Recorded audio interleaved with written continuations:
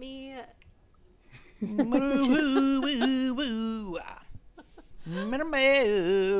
live. The There song we is are. so good, and no one will ever know the whole song.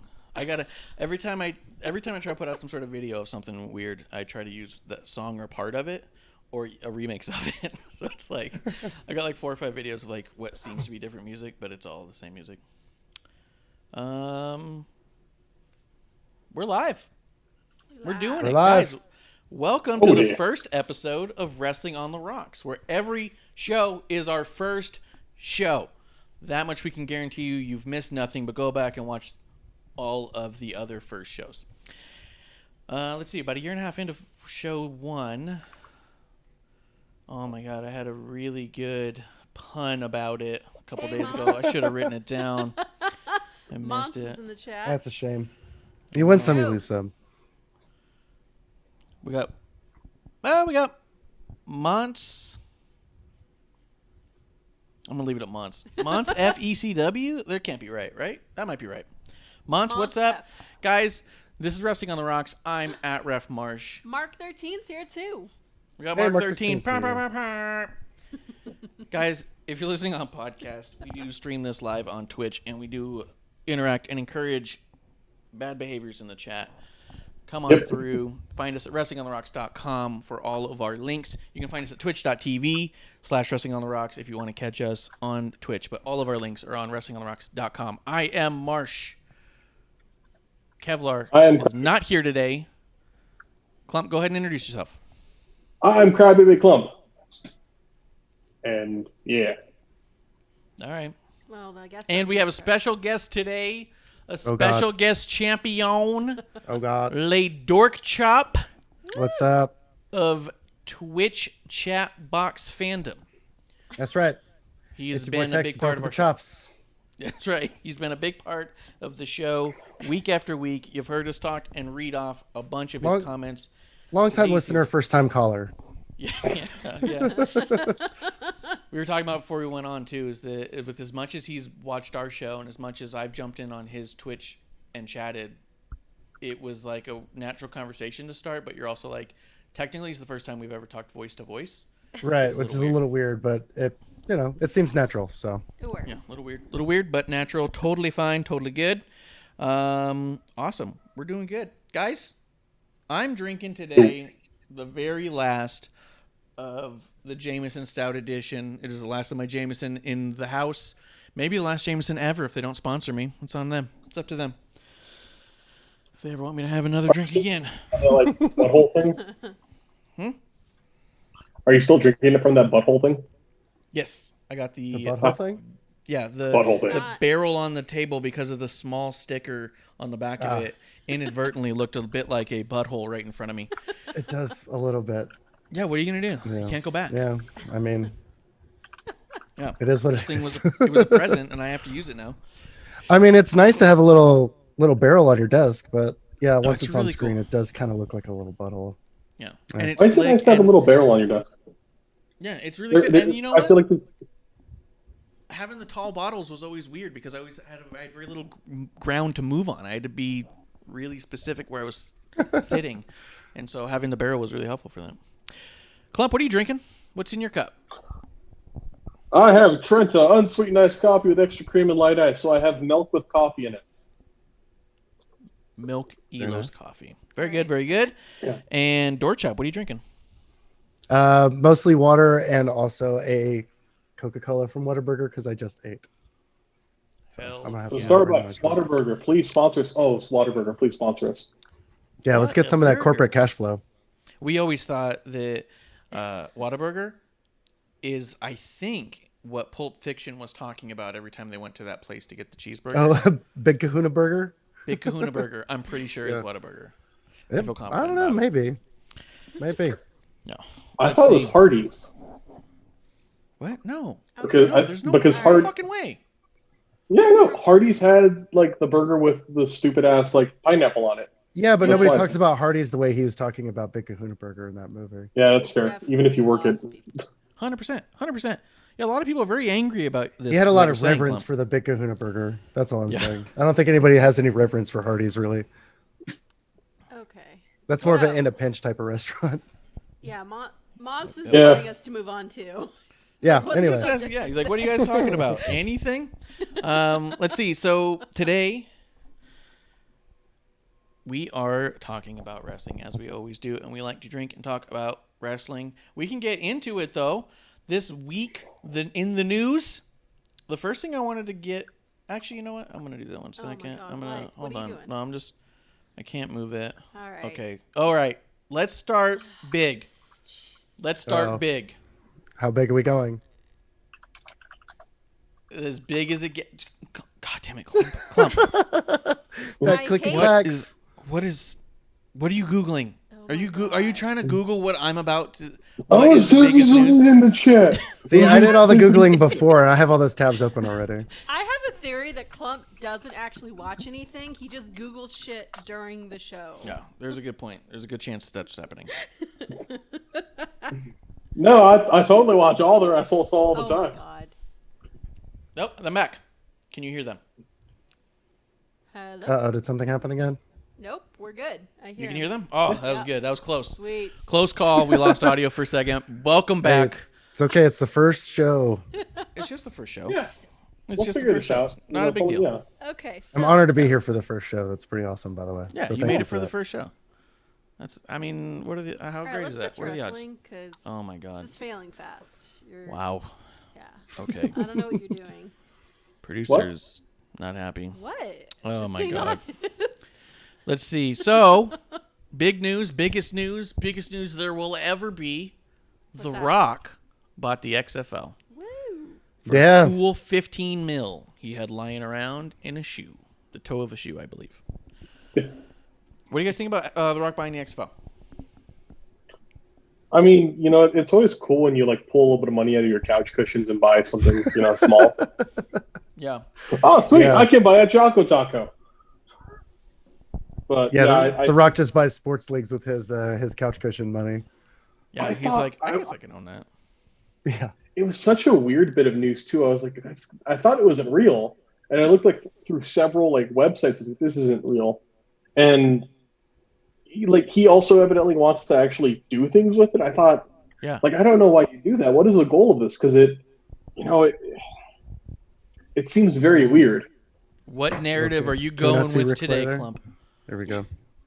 So everyone's talking about XFL and they're saying, oh, it failed. It's a failure. It's failed twice. Not true. XFL was doing very well the second go round. The only thing that stopped it from being more profitable, because it was turning a profit already, was COVID. They couldn't sell tickets anymore, and that was their primary income for the reality of the first year. And they knew that going in.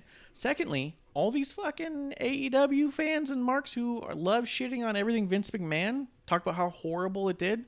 It still got 2 million in the ratings almost every week. So XFL wasn't. Yeah, a total by all failure. accounts, everybody that I know that's a huge football fan actually really enjoyed XFL. So, I mean, I can't really Yeah. shit on it. I watched a couple watched of games it- and I enjoyed it too. I watched it almost every week with my dad. It started to become a tradition. It was like really Yeah. special. We both decided to pick teams before we got started. We had our reasons why we picked what teams we wanted to pick, Right. and we just went with it. And my dad came to my favorite bar every weekend, and I've never seen my dad in a bar before ever. He's never had a drink in his life. So No he just kidding. came there because he saw like, hey, what's a place that has good food and it's going to play the XFL game? And I was like, well, I know my favorite bar will put it on because I'm in there a lot. And he goes, do they have good food? I was like, I'm there a lot because it's good food. And he was like, Yeah. let's go. So it was That's really awesome. cool. Yeah, really cool. Mont says, who in the right mind buy the XFL, or was it the idea of Papa Vince? See, that's what I'm talking about. I don't think it was necessarily a bad choice. It was doing very well. And it had a lot of attention. And it had the NFL backing, which it did not have the first go-around. That's true. That's very true. Yeah, the NFL was tweeting about it. Troy Aikman was sidelined for games. I mean, Pat McAfee was running around making a bunch of noise, just doing these crazy interviews. There was a lot going for it. No one thought it was going to be bigger than the NFL, and it was never supposed to be. They wanted it to be a feeder system for people to launch themselves either back into the NFL who had lost their footing, or to give people a chance to shine and play ball if for whatever reason they couldn't make it on the NFL level, Yeah. right? Like a professional NXT. Yeah, very very NXT feeling, and they always said that, or not always. First time they definitely did not say that, but this go around they said no. We just want to be a springtime football team or football, and we want to just give people a chance to play and hopefully get them on the next level of their career. Yeah. It was what I maybe wonder the most about this, and why I still find it odd, is why didn't Vince try and stay in it?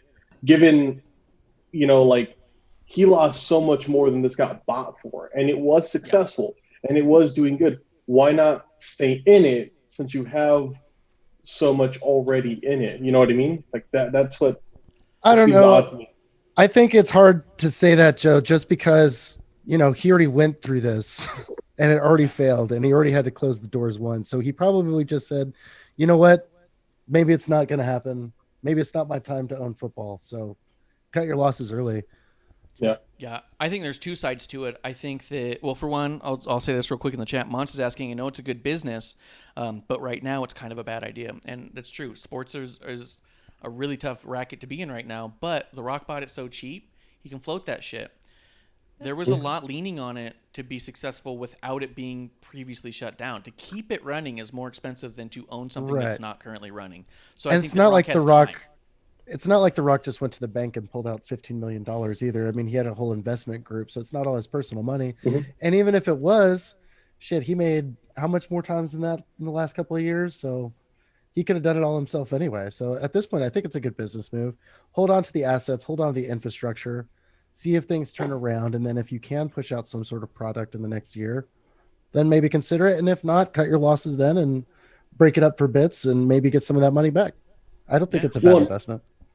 I don't think and so. maybe another thing that could be done with it, that, or my hope would be, I've liked watching like the NBA games in the empty arenas where they have the fans that are virtual fans that you can actually jump in on. Maybe that's something they can explore, is playing games in like an empty arena, like a newer version of arena football, and not having to worry about the, you know, tickets aspect of this. Yeah, 100%.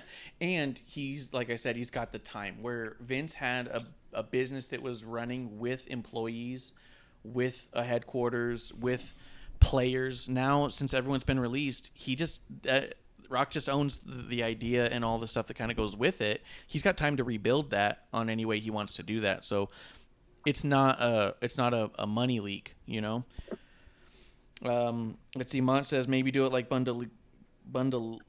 Liga, and make it a pay-per-view, maybe stream it on ESPN for Fox, and maybe wait. Maybe he waits for a year and redoes something else. I think Vince probably had two good reasons, I think, to not rebuy. I think one, it probably started to feel snake bit to him.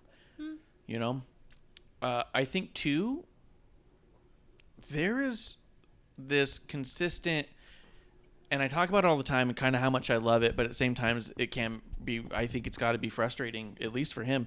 There is just this real sense that people have that McMahon is an actual villain, that he's actually an evil mastermind, and everything he does is wicked. Yeah, you talked about that last week too. Yeah. So I think that there's a reality that when he goes through any business venture, people go, oh, well, this is awful. Fuck Vince McMahon. There's a very real sense of fuck Vince McMahon in a lot of publicity that happens around anything he does outside of WWE and anything anybody else does outside of WWE. Yeah, and I don't think that's warranted. I mean, by all accounts, people that know Vince personally think that he's a very, probably abrasive sometimes, but generally a pretty good-natured guy who has helped a lot of them very much in their lives and careers. So there's got to be something good in the man. I mean, obviously, characters on TV are best when they're built on truth and then turned up to 11. But yeah, but I think you can also be a harsh businessman and a good person. I don't think those absolutely. are mutually exclusive. Absolutely. And I'm sure he's made decisions that really hurt people, and I don't think that that's the kind of decision he reveled in. I don't think those were the moments he loved. But I also think that he made decisions quietly that people really benefited from, and he didn't ever have to do that. 100%. I do notice that as much as I listen to different podcasts of like old wrestlers and stuff, there was a period of time people were getting a lot of like Jerry Jarrett's and Michael Hayes and the Jim Cornettes and these people who worked backstage years and years ago, And I kept hearing this question being asked, and I always thought it was interesting that people wanted to say it. Like, what's something about Vince McMahon people wouldn't expect you to say about him? And every single time it shocked me, and that's why I remember it. They all said the same thing. He's got such a big heart. And also like, huh. You know what I mean? So I do agree with that too. I don't think that he's actually evil. I do think he's probably hurt people, and I don't think you can get that far in life without hurting people. But I don't think that's what he thrives on. Let's see. Oh, we got someone from Africa. That's awesome. In the chat. Algeria. Hell yeah. Cheers Shout to out to Algeria, guys. Yeah, no shit. That's awesome. Yeah. Thank you for watching. I do agree with that sentiment though about Vince. I feel that Vince is continuously characterized as this negative entity, this crazy supervillain. However, he's not. He's a megalomaniac. Guys, we got a sub. Woo! That was the air horn of the sub. If I'm like, I don't know how to describe this on the podcast. Yeah, so someone subscribed in the channel, and air horn goes off, and then I believe I strut. Yeah, there I go. I'm strutting. Hey, thanks, Pharaoh. Landing. Yeah, Pharaoh. Oh, Pharaoh's back. Did it work? Or no, Pharaoh's not back. Pharaoh's new to this channel. I know Pharaoh from your chat, dude. Yeah, what's up, Pharaoh? How are you? Good to see you, buddy. Thank you for coming by. Yeah, thanks for coming through. Thanks for the drink. I don't know which. I think that was a follow. Thank you. Yeah. So then you guys will see Those animations look great. I love it. Dude, the animations. I really liked making those. But Okay. sorry about that. Back on track. Clump, it's very exciting in the chat now. I have animations and sound effects, and it's exciting. Who doesn't care? It is pretty crazy. So, Clump, go carry on about the narrative about Vince. Yeah, I feel like so he's characterized as a lot of things: a megalomaniac, a monster, a supervillain. But he's a unique person. He is a person who is solely focused on the people that work for him and the world he works in. I feel like, and that creates a lot of weirdness, but it creates what we have. If this person was focused on a bunch of different elements outside of wrestling and was more public, how much would it take away from what he does? Would we have these moments if somebody was not as entirely focused on the people they work with, the environment that they're trying to create, the world that they want to create for their viewers? And he maybe is he probably put on the best character ever in wrestling and he's maintained it in that he's never done things to shoot down or shy away from a lot of these rumors, a lot of these thoughts. He encourages them. Yeah, I think he's aware that they are part of what make him him. Yeah. And so I think the most fascinating that. book that we'll never get is going to be the Vince McMahon autobiography. That would be the most fascinating book that we'll never have. Like a true Vince McMahon documentary done with full Last Ride production kind of quality. Oh yeah, that'd be good. No, Stephanie mentioned it when we were at Rumble. Yeah, there was a Q&A with Stephanie McMahon when we were at Royal Rumble that we got to go to, and they'd asked about her memoir and if her dad would ever write a book, and she said something along the lines of, "I'd love to get him to," and said something about whenever she finishes her book, she thinks there'll be aspects about it that'll be from the view of her dad, perhaps, but she doesn't know if he's ever going to sit down and write a full book. But it wasn't off the table either. I really don't think he would, though. I think he likes that mystique and that air of just his TV personality being his real life personality. I think he enjoys that. You know what Other than the small circle inside of Titan Towers that knows differently. I hope, yeah, it's true. But I hope that we get I hope it's like a J.D. Salinger thing. Where he writes it and he hides it and no one knows he ever wrote it. And then when he dies, it's locked away somewhere, and all of a sudden 10 years later it's delivered. You know what I mean? Someone just goes, that would be cool. This was I hope he does something crazy like that. Can you imagine that? Oh my god. Or they open up they open up the pyramid that he entombs himself in, and they find it in 50 years. Embossed in gold.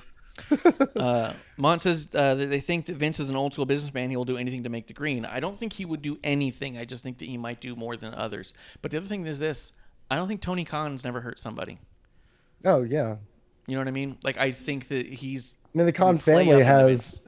The Khan family are billionaires, and you don't really get to be a billionaire by, at least in some sense, exploiting people or taking advantage of people. I don't think it's really hard. There's no way that. Yeah. You can make an argument for that. I don't want to get into, macroeconomics talk, but Yeah. that's a lot of money, and you have to make it somehow.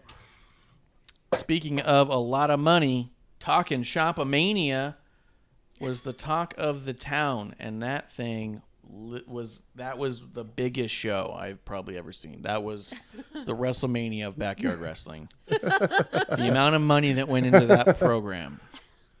Whew. You want to talk about exploiting people? There's no way they got out of this one. Does anybody? Do you have any information on the buy rate for that? No, but I do. I've talked to somebody who talks to them who said they did very well. Okay. Good for them. So Yay. I mean, I think it was could be better than they had expected. That could be really any number, though. If you think It about could be. It could be any number, but it was more than they had expected, and these are people who had advertising chops, had a lot of that's buzz. true. So I do think that it probably did. I mean, I agree. I don't think they lost money on it. They did well enough to where they already announced they're going to do a second one. Did you guys check it out? Did either of you watch it? Talking Shop Mania? I did not. I didn't know this existed. Yeah, until I got the news for the notes, I had not even heard of it, to be honest with you. What the And fuck then happened? What is wrong with I you looked it guys? up, and it looks really interesting. So I might go back and try and watch it. Actually, Well,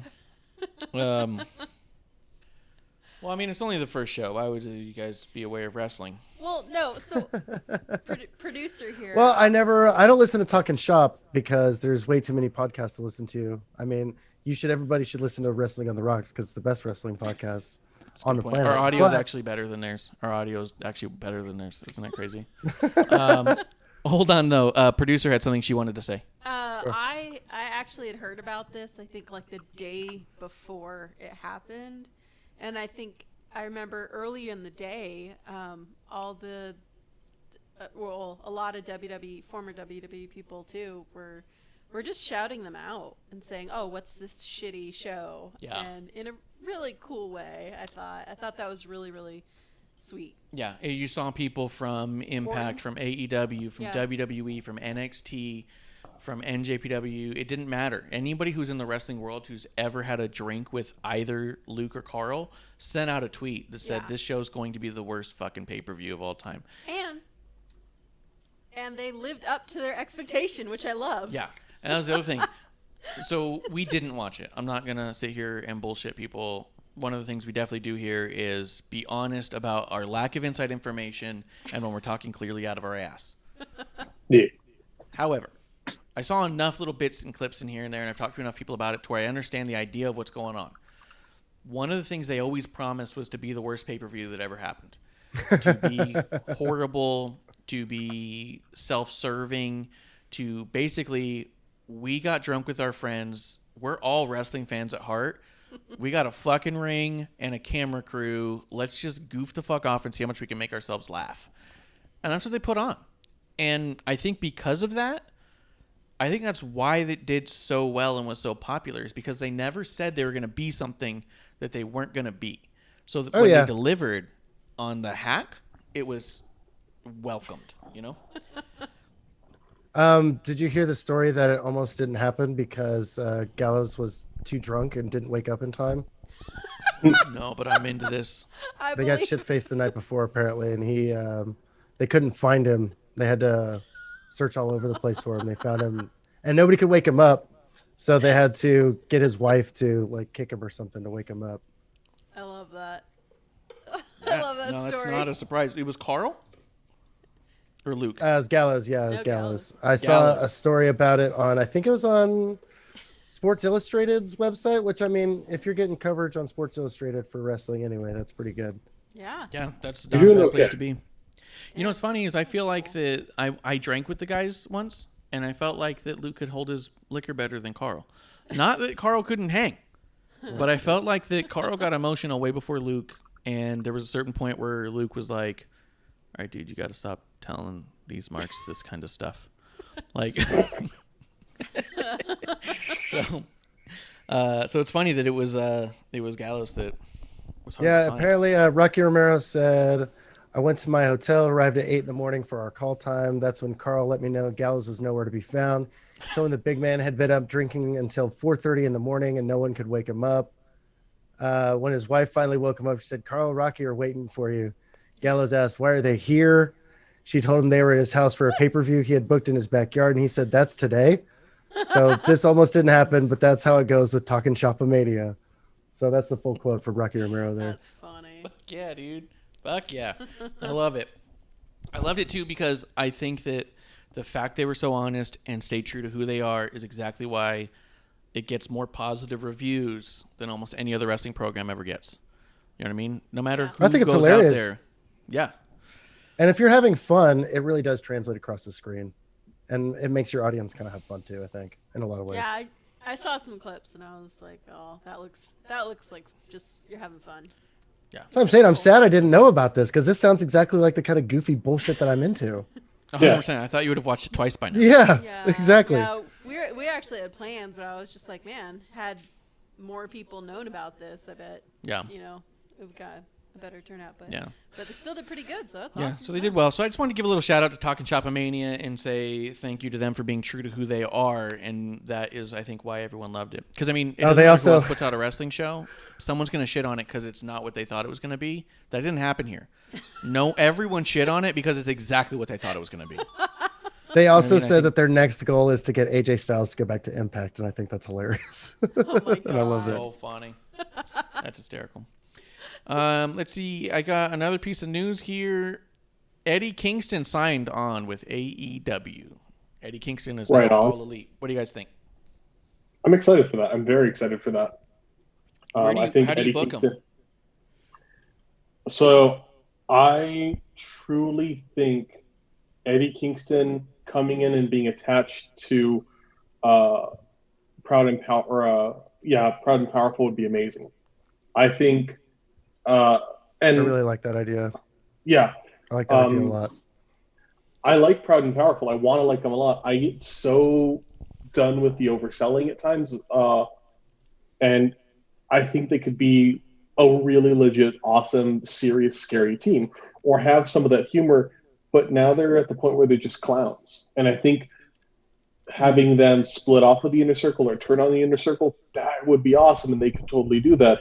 And I think Kingston would be a great avenue for that. Have Kingston come out and just call them out. You know, like, we're all from New York. This is, something we've worked together before, and this is bullshit. You can do better. Just call them out and have that change occur. And I think that'd be interesting. I think they would be a much more interesting tag team with some depth, because right now they're, in my eyes, just kind of like they're caricatures. They're one dimensional, and I think they could be so much more.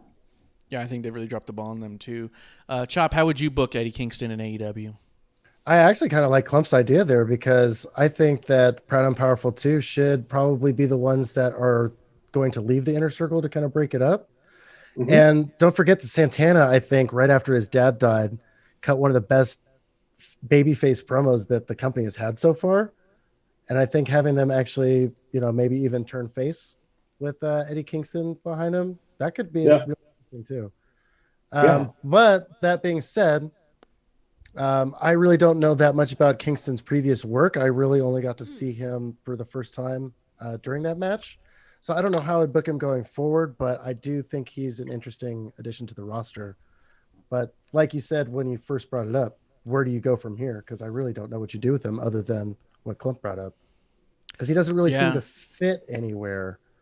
That's exactly what I was thinking. He doesn't As fit great with as these he people. is, he doesn't really fit anywhere. Like, unless he But I started think his that's own why. faction, like Clint was kind of saying, or something But like I think that. that's why you tell a different story with him. I think because he's such a standout, you book Just make him low. the Be the only No, guy, like the guy who stands alone, kind of at thing. first. I think you build towards him and Pride and Powerful, because I think what you do is I think you build him, you book him low, because whoever you put him up against, he's going to outshine them. So he's got to go up against strong people, but he's also got to show that he's got that value on the way up, right? So I would book him a little long-termish. I would book him with the lower side of the card. I'll have him winning and being frustrated with his spot, demanding more, fighting. I'd end up having Jericho get in his way, just being like, you're just a street rat or whatever, and have him cut some fucking killer promo on Jericho. Because if Jericho gets serious and quits being a fucking clown, Jericho could be great. But he's being a clown, and it makes everyone around him want to be a clown. But Eddie Kingston's not here to joke around. Eddie Kingston's here to change his life. And I think that you tell that story. I think that you even have Jericho in the match whenever they build to that. Try and get Proud and Powerful to do something for him against Eddie. And I think Eddie looks at them and they won't do it. You know what I mean? Like, I think you turn them that way in a struggle against Jericho. And so you build him up. I think that's how you build him out the other side. But I think that you show him low because we know his value is so high. It's easy to get behind him. You know what I mean? And you keep doing it. I think having, like, that's a really good idea. I like what you said there. I think, you have Jericho call him out, call him a street rat. And then Eddie Kingston goes out and says, I've just got one jump ahead of the breadline. I'm one swing ahead of that sword. I'm one steal what I can't afford. You're an idiot. I can't mute only Clump. I end up muting both of them. You just when you say that immediately. You're going to get a cease and desist from Disney in about 30 minutes. Yeah, I can't monetize this episode anymore. That would be awesome. Let's see. The only other thing I had, I will say this: congratulations to Eddie Kingston. Woo.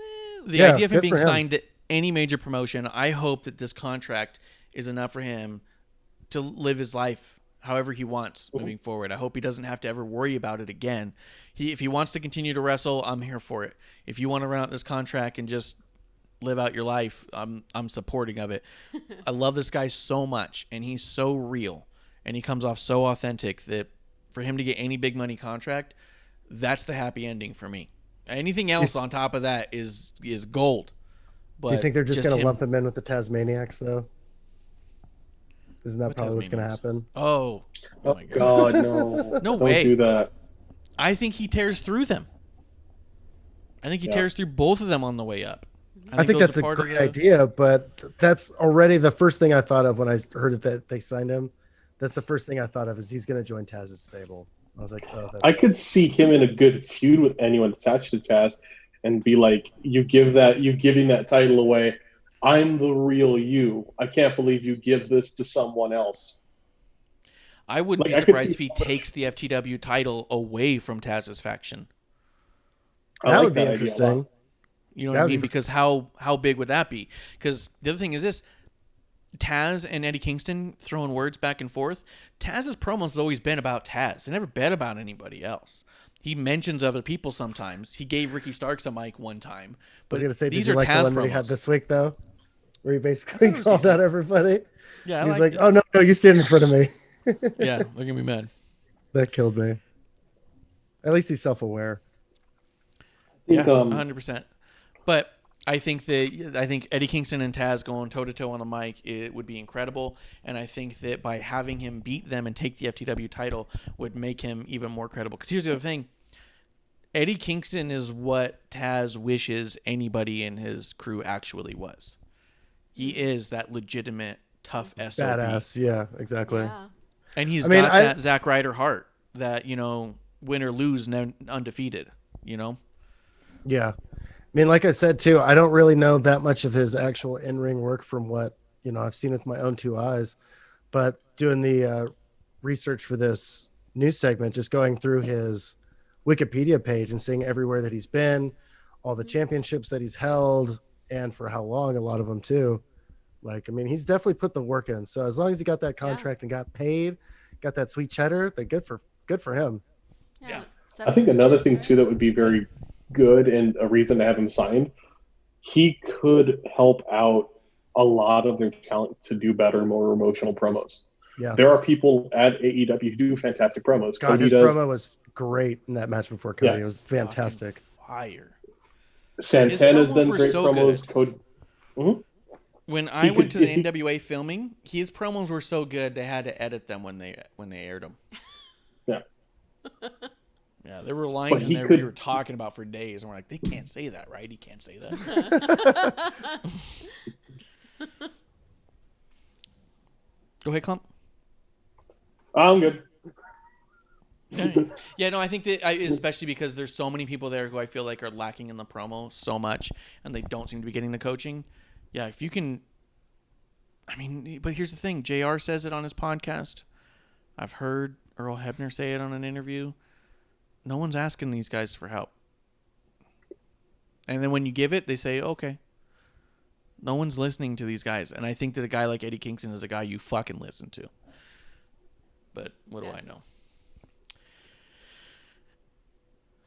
So we sticking with the. Hopefully that change comes. AEW or What? was there more news? Well, News. we're getting into AEW right here. I think, Okay. I mean, wait, did you say hopefully that changed tones, Clump? Hopefully that changes. Oh, yeah, exactly. Right. With people like this there, you wanted to change. This just in, coming in hot from producer for some reason on our drinking show. Kurt Angle celebrating 7 years sobriety today. What? Some people, it's So cheers. Okay. Sorry. all right. Uncheers, Oh, I- uncheers. Take it Yeah, back. how do I Sparkling can't, water. I can't even cheers them. I'm having whiskey. Yeah, I'll drink some water to that. Gosh. Mm-hmm. What? We're Yeah, you guys should cheers. I should be the one not. yeah.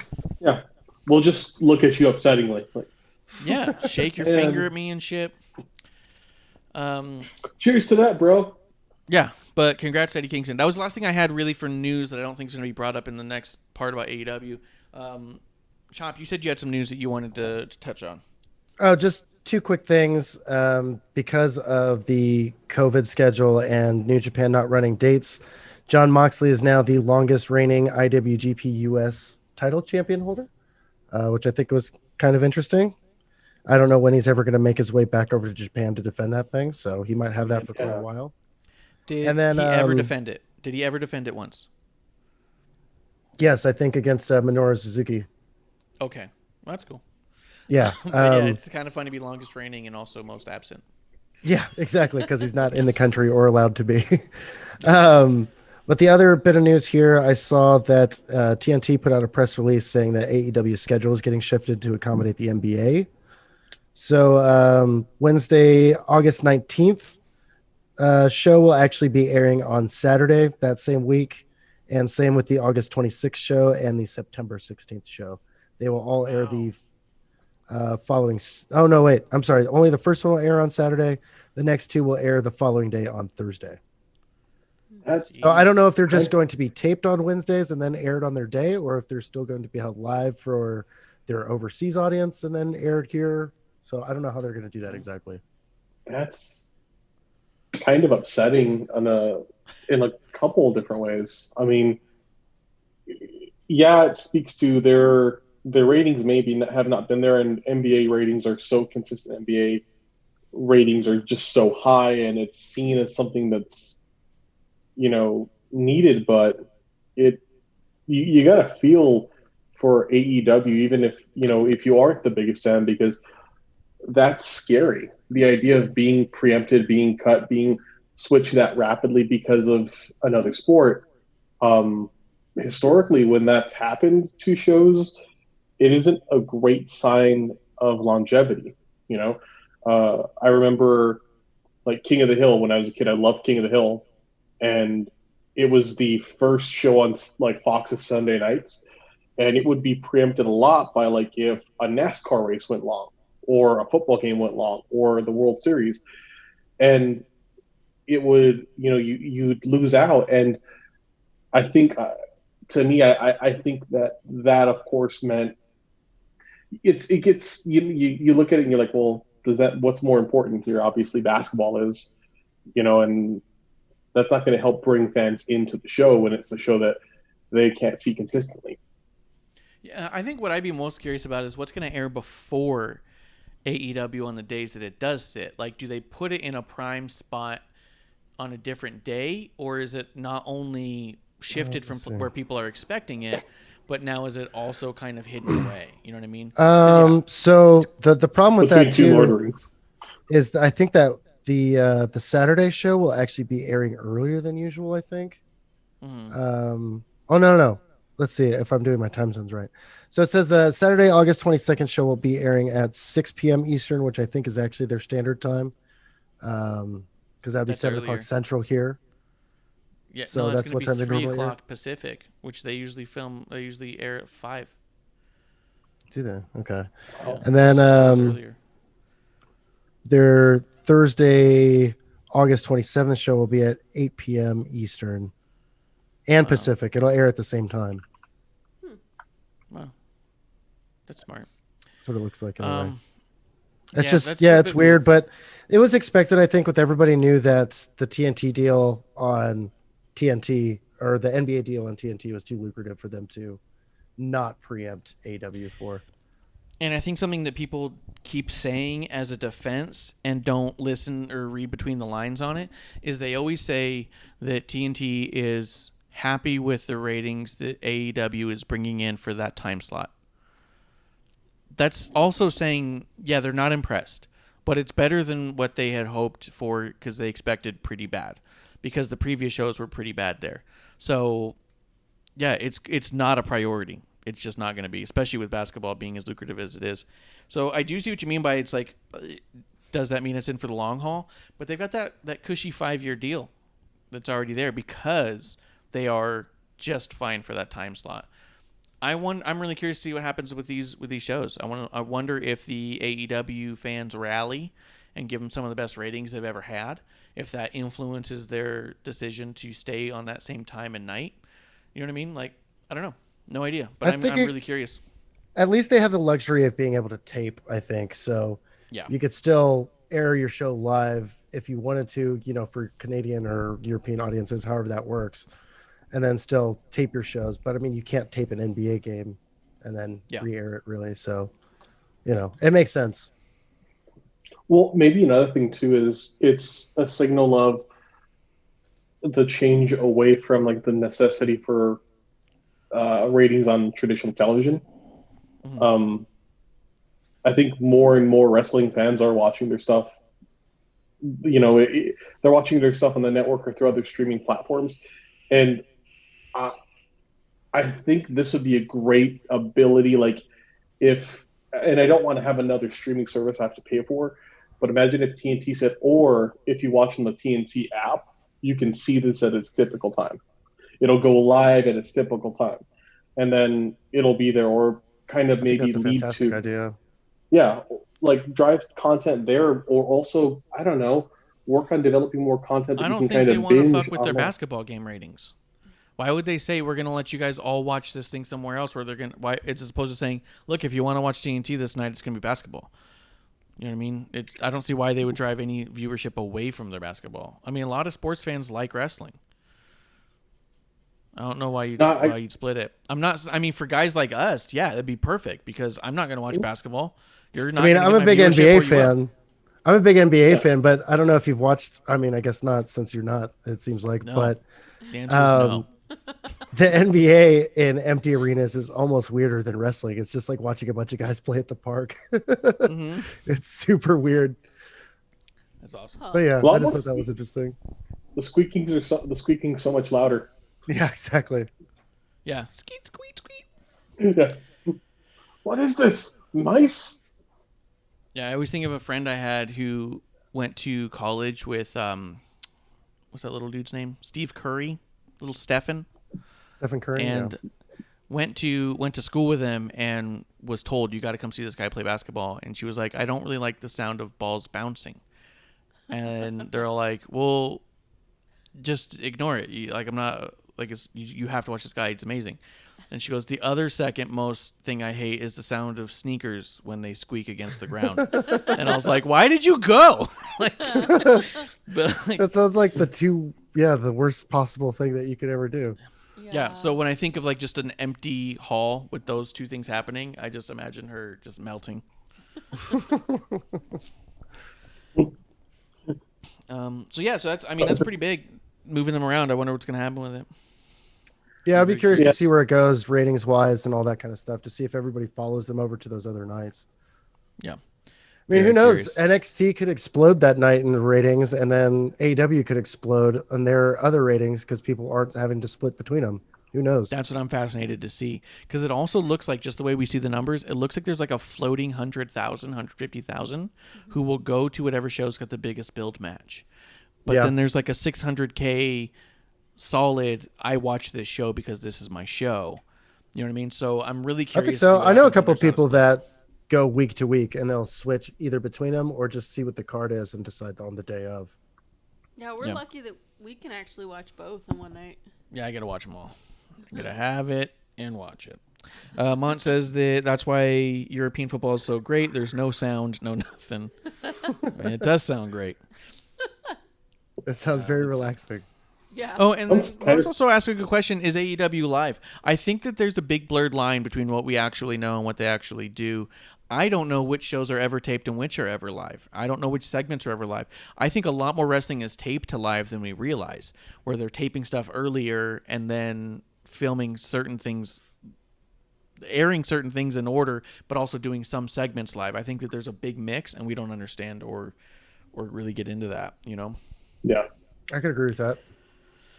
So I don't know. The answer is I don't know if AEW is actually live. It's what they say, yeah. But also during the I versus an I match and during the Swamp match, those both said live in the corner as well.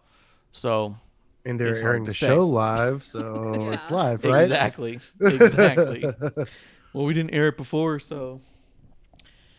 Was there anything else newsworthy that happened in the wrestling world that you guys want to talk about, Clump? It's Dean Malenko's birthday. It is Dean Malenko's birthday, the man of 1,000 birthdays. That's what he's always been best known for. Very nice. Okay. Cheers to Dean Malenko. I actually do have a Dean Malenko story. Oh, Oh yeah. It's a Kofi Kingston story, but it's about Dean Malenko, and it's really short. I was backstage at a live event, and I was chopping it up with Kofi, because he just saw me kind of wandering around amongst all the people, like wide-eyed, and he's like, "Hey, buddy, what's up?" And so we just started talking, and I told him, I was like, "Man, the last time I was back here during anything even wrestling related was when I was working for a stagehand company, and I was actually building the set and tearing it down and doing all that stuff." And I told him the name of the company. He goes, "Oh yeah, they're whatever. I'm sure he's heard of them and seen them." And I told him, I was like, "Man, right over there is where I saw Vince McMahon for the first time." He walked right by me, and he goes, "Man," he's like, "I remember the first time I talked to Vince McMahon." He's like, "It's so crazy to me." He's like, "It's wild." Like, he goes, "I think about it every now and again. I just sit here and think, damn, man, that's Dean Malenko. And he just told me how my match was. Dean Malenko told me that." Like, so then we just started swapping mark-out stories about the different people that we were running into and stuff, and he was telling me about when he first was exposed to them too. But yeah, he was amazing. tripping out about Dean Malenko. Oh, I had one more quick one. Did you guys see that Miro or Rusev got briefly banned from Twitch? I did see that. What was that I for? did. I saw that. Yeah, tell us the it's story, just- Chop. From all I saw was just he was talking, doing something, and Lana in a bikini came up and sat on his lap for a few minutes. So Yeah. somebody reported it. And That's fair. They got mad and they banned him.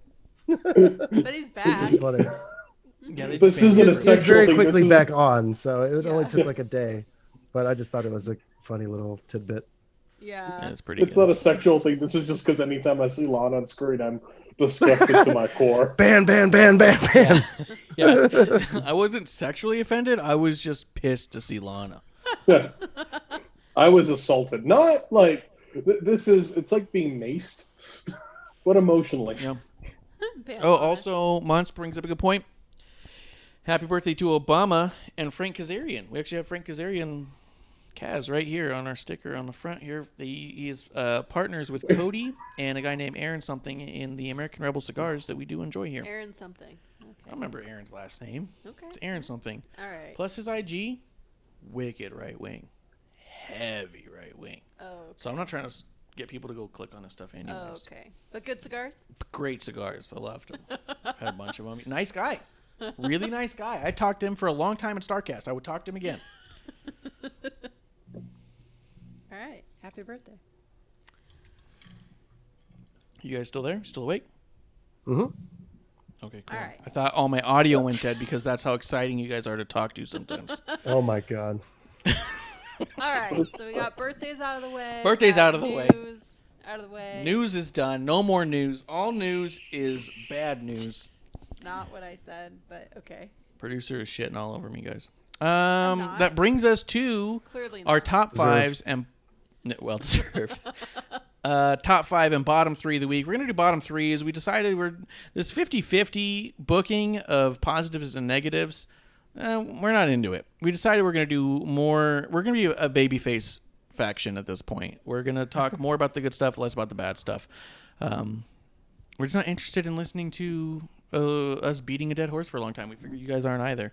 So let's see. Oh, Mons in the chat says they want to see more Lana and Bobby. There's just no, they're winding me up. Is what's happening. They're trolling me. I don't think anybody's ever said they wanted to see more Lana before. I think that's a brand new sentence. Yeah, that's probably the first time it's ever been written, and I think they just turned heel, right? On our show, they just turned heel. So we'll start off with AEW because that is what Chomp is here for. He is our AEW shill aficionado. That's right. Clump tries he might. Wants so much do out it. of this company. Wearing and he my just Cody can't Rhodes do it shirt on the as same we level. speak. I've got my Cody Make Him Say shirt right now. So Yeah. make sure to put it on just for this. Very good. Very good. I did have a couple tops on my. I had two things of the week I thought were fantastic from AEW. I'm going to say this about AEW as well. I watched this week and I realized I need to watch it like I watched wrestling shows at the swap meet. And I need to stop watching it like I'm watching a high level thing. These are people just having fun. They don't give a shit about storylines. They don't give a shit about making sense. They're just trying to have a fun time with their friends in their biggest playground they've ever built. I would disagree with that in a sense, in that I think they do care about storylines. I just don't think that they know how to put together them in a proper cohesive way for a weekly television show, because too much of their storylines happen off of television. And we've discussed this before over the last several weeks. That's a good point. Yeah, they do so much on YouTube and think that I'm going to watch it all. But the thing is this, watching it with this filter, I had very little to complain about this week. I really enjoyed AEW. It was a lot more fun when I tried to take out the idea of what I think of wrestling, what I enjoy out of it, and just think, here's some buddies playing in a wrestling ring, trying to do the best match they can tonight, trying to show off for their friends. Yeah, That's not as big of a dig as I think. That's kind of the reason why I enjoy the promotion, though, is because, like we were talking about before the show, I think, or during the Talking Shopomania segment, is that when people are having fun on screen, it translates and it makes me have fun and it makes me smile. So when it looks like they're enjoying themselves and putting on a good show, then I enjoy it as well. I mean, I can see the problems with it. Obviously, we've talked about that before as well. I'm not blind to the issues that AEW has, but I enjoy it because it just seems like they're having a good fucking time and everybody actually enjoys being around each other. So yeah, I think that it's no surprise to me that their viewership has just kind of been a plateau for the most part. Yeah. It's not a shock I think to me. they also found not the shocked people when they that are get going to spikes. enjoy it. Yeah. Yeah. I think they found the people that are going to enjoy it. And unless they do make some changes, I don't think that it's really going to go up. Maybe a bit once the crowds come back, because everybody dropped off numbers whenever crowds left, just because it makes some people uncomfortable watching empty arena matches. Yeah. Yeah, for sure. Yeah, no, I agree. I think that it would take some significant changes. But one of the things that I found to be, personally, a saving grace watching this episode, and it really let off the steam really early on, was JR. Good old JR has stopped giving two shits. He was not giving a fuck at all. Love it. He He hit his limit. We've found the max of the fucking shit that JR is willing to put up with and the amount of things he has to soundbite over. And he's had it. He is done with that. In the first match, he says, "This is a tough one for anyone who is a fan of officiating. There hasn't been any in this match." I knew you loved that because you said something about it on the Discord too. Oh my You immediately God. had to share that. I thought that was I hilarious. died because I was watching. I was like, "What a fucking mess this is!" And I was like, "Into Aubrey, the one they try to pretend has any fucking pull. They always try to pretend that Aubrey's the one ref who never gets buried. Oh, but Audrey, she's the one because all the other Audrey? refs don't know how to do it." And they try to say that, "Oh, but she's the one who actually knows how to do it all. She's the one who's perfect and has authority. None of the other ones do." No, this was a clear sign of they handpicked Aubrey early on to say, "We're going to put important things in front of you so you show a level of importance." She's just the one they utilize in those spots, not because she actually has any of this. Here was 8 of their top stars shitting all over her for an entire fucking match. She had to pretend like she didn't see a thing that she was looking directly at. It was a nightmare. And JR even says, "This is a tough one for anyone who's a fan of officiating. There hasn't been any." If you're willing to say that about your top fucking ref with their own fucking t-shirts and a podcast, then you know they're willing to bury any fucking buddy. Oh, GR Lunar's in there. What up, GR Lunar? Cheers. But I found Once you JR's saw the commentary match to be- graphic, I'm sorry. Go ahead. Oh, yeah. JR on commentary throughout the whole night was this way, though. Like when Shivani went over there and interviewed Jericho, who's still wearing the orange coat, which is, to me, just the biggest, stupidest thing that he's wearing it. It's such a fucking... He's trying I to think get that's really weird, fucking, too. It's so obvious. It's so dumb. It's like when a kid wears a T-shirt that says "fuck" on it to school because he wants to see how many people are going to notice it and point at it. You're like, okay, dude, yeah. Although Jericho's whole thing is he thinks that everything he says and does should be a T-shirt or an action figure. So he goes, "Oh, I'm going to wear this until we agree that this will be an action figure of me in an orange jacket." But Shivani does that whole thing. Sammy Guevara cuts an awful promo where he just keeps saying "son of a bitch" over and over again because he's a child acting like a child. And then when Shivani sits down, JR's all like, "Who wrote that for you, Tony?" He's like, I caught "You did that the one best you too. could with it." Oh my god. Yeah. It was hysterical. Did it? I'm guessing then it didn't make you miss Excalibur any, having JR Not just off the leash. Even a little bit.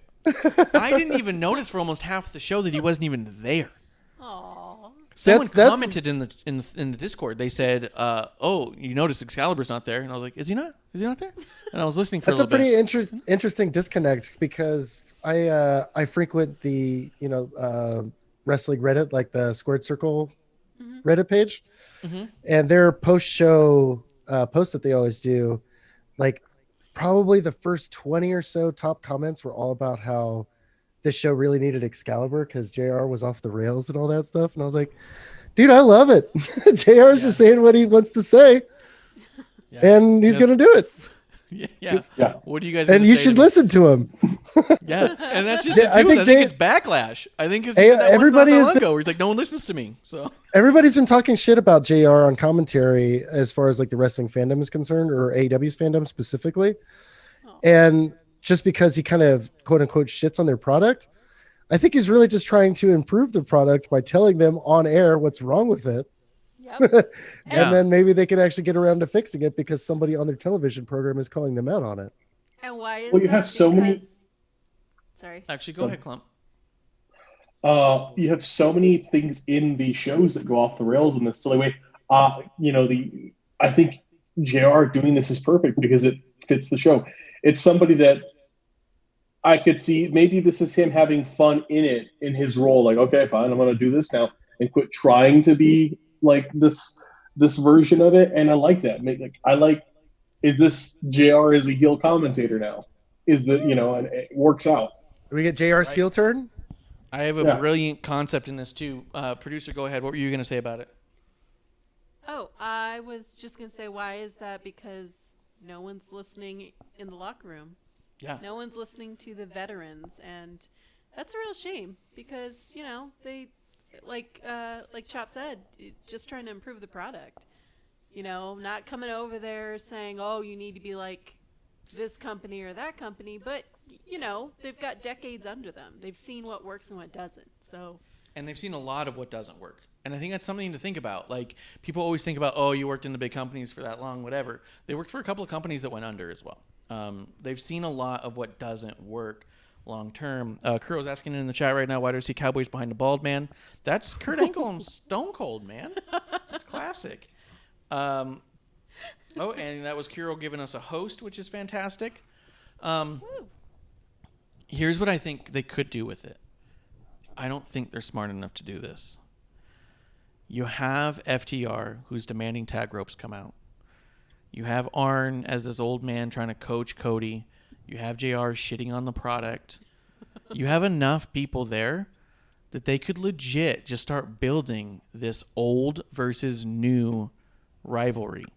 Yeah. This old school mentality of saying, you guys don't get classic wrestling, and this new wave of, we're not interested in what you guys used to do. We're here to do what we want to do and do it on our level, which is a level you guys could never hit.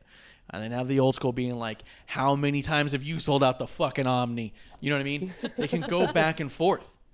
And I think that you could have this really great new school versus old school thing happening. But I don't They think have they'll somewhat set the seeds for it, but I agree that I don't know if I trust them to see it all the way through, even though, like I said, I'm a huge AEW shill as I change my background to Dynamite. But yeah, I just don't know if I trust them to see it all the way through in that sense. I mean, they've been teasing the Four Horsemen thing for kind of forever. You've got FTR getting watched by, Tully, and then you had FTR have Arn come in and look over their contracts before they signed them, which I thought was a kind of a cool callback too. So, I mean, they've kind of set the seeds for it, but like I said, I just don't know if I trust them to actually go through with it, which is sad. Yeah, I don't think they have it in them to see it that far out, but 100%, I think that would be the most fascinating thing they could do. Have an old school versus new school mentality. You could even have Taz somewhere in the middle of being like, neither one of you fucks know what it takes to really be, and then go all ECW and have his own little faction going. You could have a whole your little fucking war right there. I think it'd be fascinating. And I think you have, like you said, there's so many seeds there for it. You guys just have to dive on it, and I just don't think they'll do it. I don't think they do it. Yeah, if they really went all in, it could be really interesting. Yeah. All in. You could even. I mean, yeah. If they went. Clump, what did you have as a top? I know there's no way you didn't have any tops for AEW, right? A couple things. I think as a top, I liked Warhorse. I liked the match. I liked the intro. I thought it was hilarious how Justin Roberts introduced him. So I liked Justin that. Roberts. what? I wish Justin Roberts would go Excalibur on me. Just disappear. But no, I really liked. So Warhorse, the match with Cody was in my top. I thought it was a great, another good showcase of independent talent appearing. And I never heard of Warhorse, so watching the match, I was like, oh, this is awesome, And I've really liked Cody's TNT challenges because he's brought in these people like from outside. And yeah, people are being signed out of this, but I think it's a great way to introduce people, and I think it's a really cool thing I've always wanted. When you have an open invitational, bring people in and make it look different and neat, So that was definitely a top for me, Warhorse. Yeah. I want to talk about Warhorse, and on the same vein, AEW also started a women's tag team tournament on YouTube. And the reason I say it's in the same vein is because I had a topic I want to talk about because I knew we'd get to Warhorse. I was, in a sense, really excited for Warhorse because I know he's been popular online. He's gotten a lot of momentum there. He comes out to Tucson. GR Lunar, you're still in the chat. Correct me if I'm wrong, but doesn't he help train for CLW if they're still around? But I wonder sometimes, I think that we as fans talk too much about the potential for people to become a star, and we don't talk enough about people who we see and go, that dude's a fucking star, or woman is a fucking star. Mhm. We said that about Kingston, but no one said that about Warhorse. They said, good job, pal. Yeah, I'm happy you got a little TV time. Is all exposure good exposure if we're watching you and being told things by commentary of how many decades you've done this and seeing that you're just clearly not on the level of the people you're in the ring with? Because I felt like it was cool for Warhorse, but it didn't make him look great. He was clearly doing some neat things, but not on the level Cody was able to perform.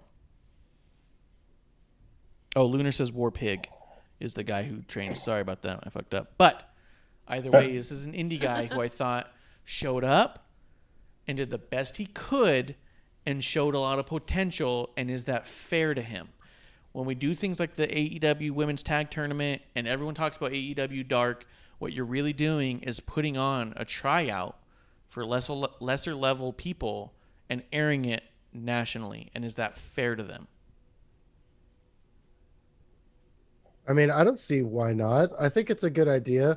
And if you look at the list of independent talent that's actually gotten work through a pandemic because of AEW doing this kind of work and showcasing people on like AEW Dark and occasionally having matches on Dynamite to fill out their roster that's been a little bit depleted. I mean, yeah, I think it's a good thing. If anything, it's getting these guys work when there wasn't any available before. So Yeah. you can't really hate on them for that. I'm not hating As far on him as for being anything. a I'm asking. tryout match, I'm not sure if all of them were tryout matches. I don't know if some of these guys were expected or planning to even get a contract. I think some of it was just getting work and filling out the roster a bit more, which I'm fine with. 100% they're being told it's just for the match. But you also know you're not being put on television. Well, yeah, because you know watching. that, right? Of course. I mean, there has to be some sort of end game, and sure, everybody wants a contract out of it. Look at what's happened with Pineapple Pete or Shug D. I mean, he's been getting way more television time than just about anybody out of that group, just because of a couple of lines from commentary, and he's making money off of those shirts. And more power to him. It's awesome. Yeah, That's what they're in business for, is to make the money. So yeah, and I'm not saying that anyone's wrong for going on and doing it. If they're making more money, then cool. But I kind of wonder if it takes the shine off their star a little bit earlier than it needed to be, right? Like if you had done these same types of matches, if Dark was actually Dark and you're able to work with these people and maybe train them a little and see if there's something there and polish them up, so when we see them for the first time, we go, oh shit, how do we not know who this person is? right. Where we're seeing a lot of talent where we go, oh, okay, I could see why they're interested. That shouldn't be our conversation to have. You know what I mean? I guess not, but yeah, I guess you're right though. I mean, if we wanted to have these guys or girls or whoever come in and get this work, then I would probably prefer to see it on AEW Dark than on Dynamite, just for that reason, because fewer people watch the YouTube show than actually watch their television show. But And what's I cool mean, about that is you do get the internet response too, so you get to see Right. how do fans react to you too. And I mean, obviously, this is all pandemic times too, so everything's weird. everything's up in the air right now, so you can't really judge anything by its full context anymore. Yeah, I hope they at least all get good paydays every time they do one. You know? Yeah, I'm Yeah. sure. I mean, probably a lot of people that live in the Florida area, Florida, Georgia, that whole southeast coast. So I'm sure that's where most of those folks are from anyway. Just so it's easy on travel and things. Because I know there's still a lot of states that have quarantine orders where you can't travel or, Yeah. you have to stay somewhere for 2 weeks if you do travel. Plus, if Whoop, nothing whoop. else, if this is Shout your, out. Go ahead, Clint. plus, if nothing else, if this is your passion, if this is what you want to do, it's an amazing chance to do that. You can't knock that just to get out Oh, for sure. to Yeah, be upfront. definitely. Even if you're not at that level, like I can get what you're saying with this match. I thought it looked good, but yeah, Cody and Warhorse, it did feel a little bit unmatched. But it's I mean, no still knock on really Warhorse. cool. I wouldn't turn down a match with Cody. Yeah, You know what I exactly. mean? Like, Oh, yeah, I'm not he's- stupid. I would get in the ring with Cody right now. He's putting on the best So- matches in the company. So yeah, why not? Yes. Who knows But- when we're gonna? Yeah, but what I think is, like, who knows when we're going to be able to have these matches again in these small promotions. And when you open up, isn't it something cool to say, hey, this person who appeared on AEW, hey, this person who did this, they're here, and that can help draw in people because we might have to totally reset our fans. Yeah, I mean, and This something could be a else. totally different world. I mean, I don't know how it works nowadays, but I know that my brother told me when he first moved to LA, there was the band who played the prom in Buffy the Vampire Slayer was still booking shows and making money based off that. Like that was what was on their flyer. We're the band from the Buffy the Vampire Slayer prom. Yep. And they were still making money on it because people go, "Oh shit, I want to go to Buffy's prom." Yeah. So there's something to be said for that. I mean, also if you just look at comedy in general, I couldn't tell you how many shows I went to in New York where someone would be like, "You might recognize this person from 30 Rock, Comedy Central, and ABC." Yeah, definitely. And you go, "What the fuck does that mean, ABC?" And then they come out and you go, "I've watched every single episode of 30 Rock. You were not on it." And you track it down and they were like walked by somewhere. And you're all like, right, okay. in some back hallway. Yeah. Yeah. They're back hallway or they make a face. They're like on the bus and someone looks back and the person's like looking at them weird. That was me. I'm the guy who looked at you weird. Fuck off. So, But you're right, a lot to be though. said for that too. As seen In on the world of AEW. wrestling, right. In the world of wrestling, where you've gotten booked really determines on where you can be booked. So having that credit on your resume saying, yeah, I had a match on AEW Dynamite, blah, blah, blah. You know, that's going to raise your market value everywhere else that you work. You're going to get paid more to maybe draw And more that's people really in. cool. You can't knock that at all. I guess I'm just I get a little weird when I see how many conversations fans are having about people's potential. I go, man, Yeah, I it does remember feel back a when little it was weird. all like, it's just too There's much a lot at of this point. backseat bookers and backseat, Don't agents you that fucking talk shit about me on my own show. I do the same thing, but you know what I mean? Like, it does feel weird to talk about somebody's potential when we have really no experience evaluating talent on that level. So, Right. that being And with said, that, we can definitely see it and we know it. And I think there's a conversation. you know to be it had when of you it. see it. Yeah. Exactly. But I wonder if we are lopsided in our conversation because of what we're being presented. I feel like the conversation is not about look at this star. It's about check out this person's potential. I can't wait to see where they're at in a year. You know what I mean? Yeah. And that does feel a little strange. And they do that with a lot of their talent on AEW, like Jungle I think Boy NXT does it and too. Darby Allin. Well, I mean, NXT sort of still has that developmental stank on it, though, where they're still considered sort of a developmental brand, even though they are the third brand. So that's a little bit more understandable in their case. But AEW is supposed to be in the business of building their own stars and all that good stuff. And You that's should make great. a developmental But stank t-shirt. Ooh. Developmental stank. developmental stank. Yeah, there you go. Yeah. I still every now and again think Old about Spice. drawing that picture of a shower with the feet hanging upside down, saying "crisis averted." Yeah. Clump talked about hanging upside down in his shower because he ran out of toilet paper. Yeah, do a handstand in the shower just to work out. You know, it's a poor man's bidet. No. Oh my god. Aaron says in the chat he's an expert on bad credits. It's true.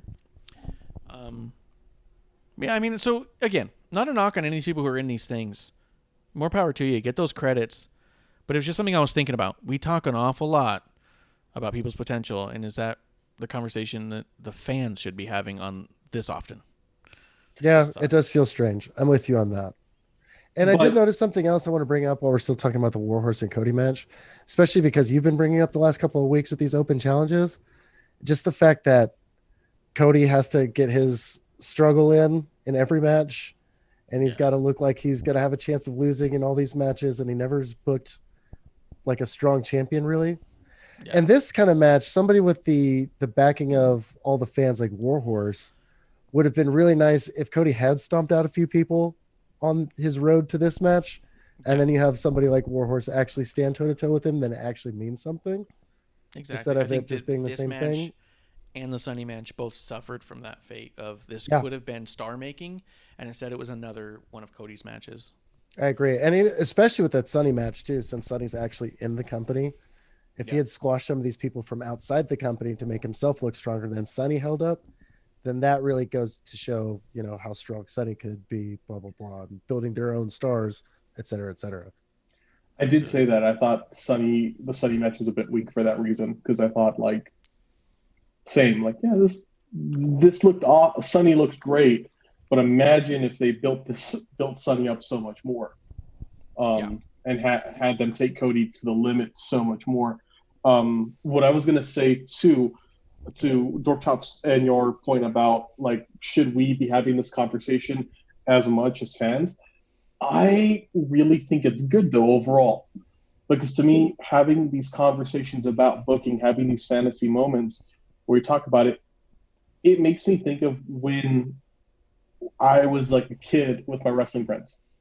And I want more people, whether they're kids or adults, to have that, where they talk about and say, yeah, my favorite wrestler is Billy Kidman. Fucking nobody liked Billy Kidman in WWE, but I like Billy Kidman in WWE. Dude, when he was the ass man, he was the shit. That's Billy how Kidman we know he is was great. bad. That's Billy Gunn. Billy Kidman was the one. Oh, He's the little Kidman. cruiser. Yeah, Kidman. Yeah. He came out was to the that first weird guys. music where He used to just sling out shooting star presses like nothing, dude. It was wild. Oh yeah, he had one of the best ones in the game, but then he started botching really bad, and they always looked awful after that. Yeah. It was very scary. But like, I think it's a good thing, because to me, anything to further excitement in wrestling, even if you like the dumbest shit, hey, it means you're liking wrestling. It's like,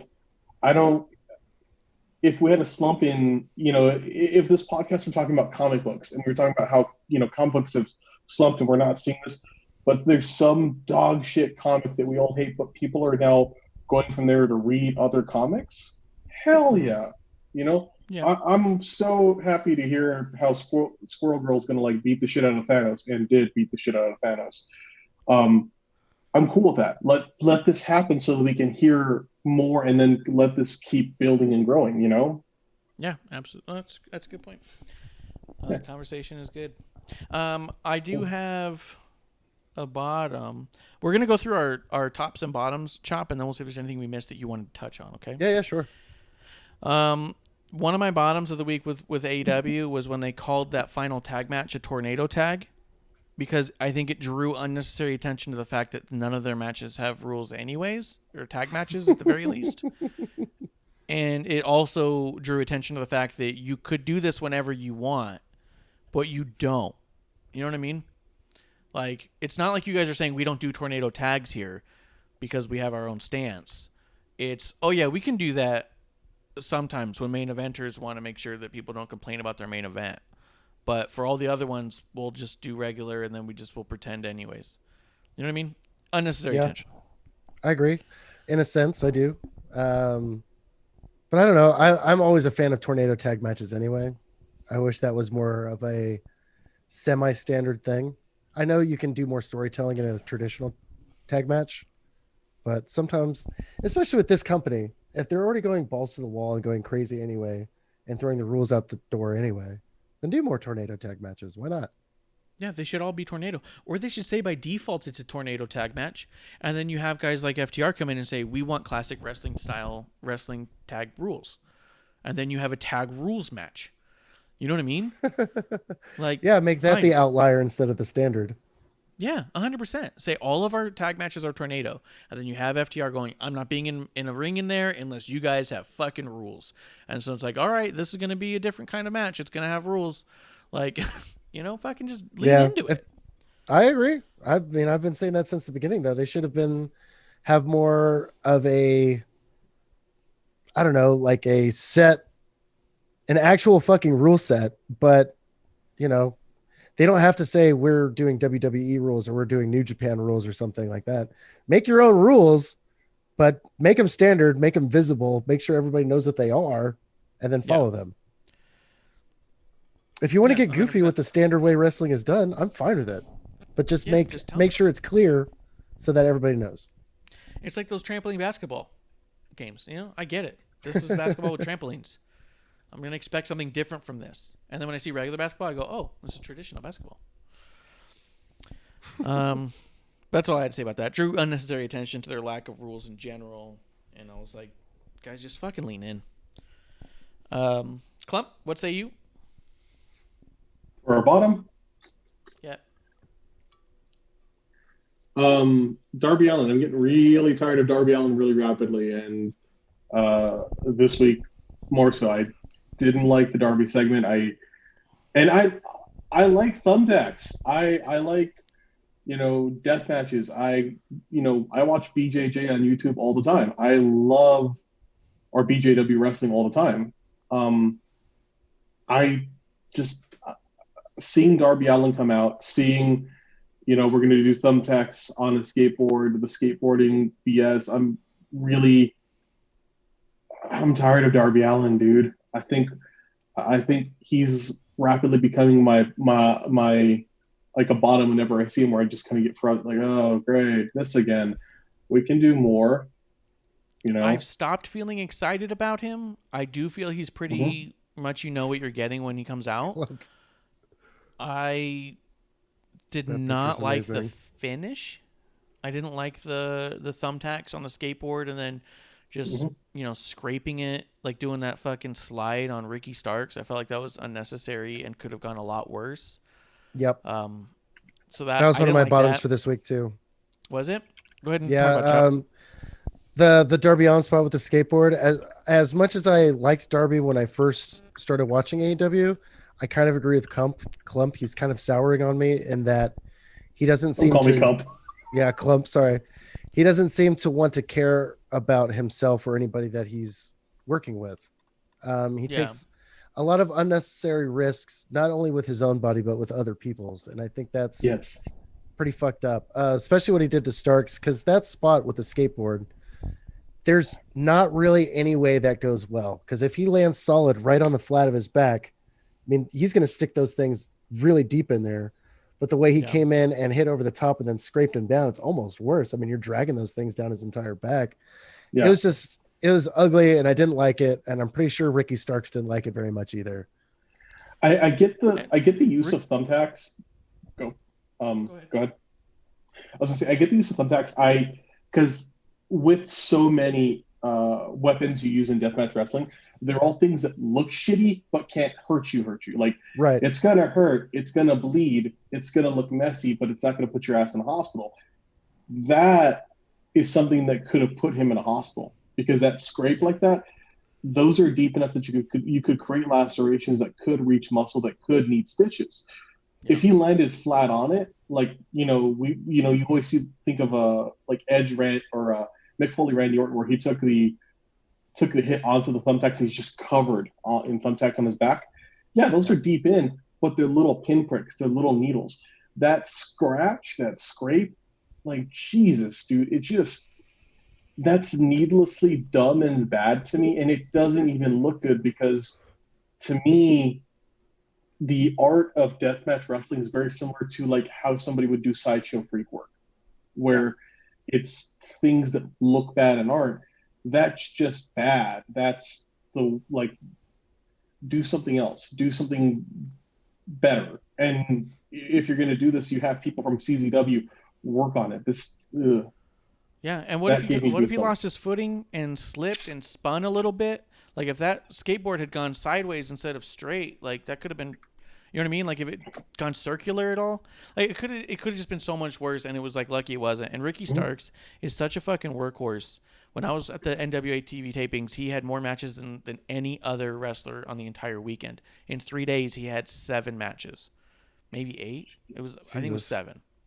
The most that anyone else had, because there was a tournament, was I think 2 or 3. So he had more than double the matches of every single buddy else. And it was incredible. And at no point when you watch back any of those tapes do you think, oh, this is his 7th match of the night. You think, oh, this is a new week of wrestling. This person's had a week to rest. Like, this guy's incredible. So, yeah, he's going to say yes. He's going to say yes because he's got that ethic in him. He's not going to miss out on these opportunities. Main eventing a TV show on national television. And again, good for him. I'm sure it was a great payday, and it puts him in a better spot in the company since he just came in and has only done a couple of things. Yeah. But I mean, you shouldn't have to do that to yourself for that spot, you know? Yeah. And another spot in that match that drove me crazy too was, I think, Darby Allin was going for like a quick coffin drop, like springboard off the ropes, and completely overshot and landed right on the back of his head and flipped up over himself. Just looked really nasty. And again, like, taking these unnecessary risks for spots that don't really even pay off that well. Like Yeah. the skateboard spot would have been much better if you just gimmicked the skateboard so that it exploded essentially if you hit him with it. That kind of Mhm. thing. Because broken skateboard looks great on TV. It looks great on camera. I've watched a lot Yeah. of skate videos. You Yeah, know what I mean? great. Yeah, 100%. It's easier to gimmick something like that because Exactly. you could, cut the board down, put some Bondo in it, paint it, and it looks fine. But you hit it and you know the shit's gonna shatter. That looks amazing. Yeah. This, yeah, I agree with what you said, and you're the first person I've heard say that he takes a lot of liberties with himself and others, and I agree, and I don't necessarily like it. I think when he first came out, it was a really neat, unique look, and he has a really great moveset, and he's pretty fluid in the ring. Yeah. But more and more, a lot of what I see is so much based on, hey, catch me, I'm going to do this silly shit, or hey, Exactly. make sure that this looks good. And with some people, it's fantastic. With other people, I mean, you could have a performer that might mess up on one of these things and hurt Darby Allin or be hurt. And then I almost feel like it'd be so much worse if, like, I remember the gif of Darby Allin with Keith Lee, and Keith Lee bounces his ass out of the ring. Imagine somebody big hitting Darby, bouncing them out, and Darby lands wrong, and then that person has the stigma of being unsafe because of what he did to Darby. And, he just had to catch someone, and that's hard. Yeah, and I hate when people also, try to use examples like when Jeff Hardy got speared by Edge off that ladder. People try to use that stuff every time someone says something like that. Like, oh yeah, what about this? And I always think the same thing. That was a special moment because it was fucking special. Like, that's the thing you thought of because it was the one time that happened. Right. If you do this shit all the fucking time, those things don't matter anymore. The fact that they didn't do that all the time is why it mattered. And that being said, when you go back and watch that spot, it's about as damn safe as you could possibly make it, considering how dangerous that spot was. It was done perfectly. It could have been way. Oh, it was amazing. Yeah. And you had two fucking pros and not a couple kids goofing off thinking, I bet I could get away with this. And I kind of have a little bit of a soft spot for Darby because I grew up in that crusty skate punk kind of atmosphere. So I appreciate guys that are willing to take risks and do stuff to do something that hasn't been done before, that kind of thing. But that being said, this is a 2-person or multiple person dance when you're working these wrestling matches, and you have to take care of other people. And I think he's a little bit too loosey-goosey with how he works, and it drives me nuts sometimes. I really just don't want him to hurt anybody or hurt himself, Yeah. Yeah, I hope to God he's never in the ring with Marco Stunt. Oh, Lord. Those dudes will fucking get murdered. They're both willing to do too You much. can catch me, yeah. Yeah. Also, fuck his videos. I'm sorry. His videos are garbage, dude. Combined weight of 85 pounds. Yeah. Combined weight of one of Clump's shits. That's true. You could shit a Marco Stunt for sure. The last thing I had about AEW, and it's not to say that that's where we have to end it altogether, was just the MJF promo as a fantastic job. Well done. Chef's kiss for that. That was amazing. Here's my favorite part about it. All fucked up again. Here's my dig at AEW with my compliment. This is my backhanded compliment. I'm gonna do it. I'm gonna fucking backhand you guys. Dork Shop, can you hear me? Yeah, I hear you. Yeah, what happened? Why did you think you couldn't hear us? No, my hand up because I'm about to say my backhanded compliment. No, I had my hand up to try and get my webcam to focus. It was all goofy. Oh, you're focusing. Oh my god, our producer didn't know you were focusing a camera. That's a good point. I'm trying to produce. She's like, question in the back. Here's my thing. I thought it was so good, so well done. Here's the deal. It is so obvious that MJF listens to Jim Cornette. Because MJF did not go out there on that night and perform an original promo.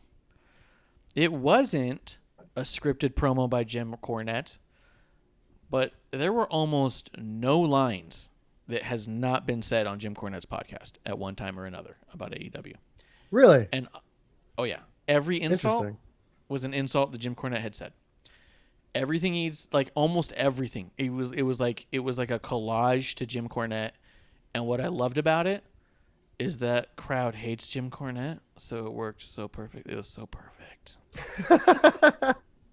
It worked. I love it. It worked so good.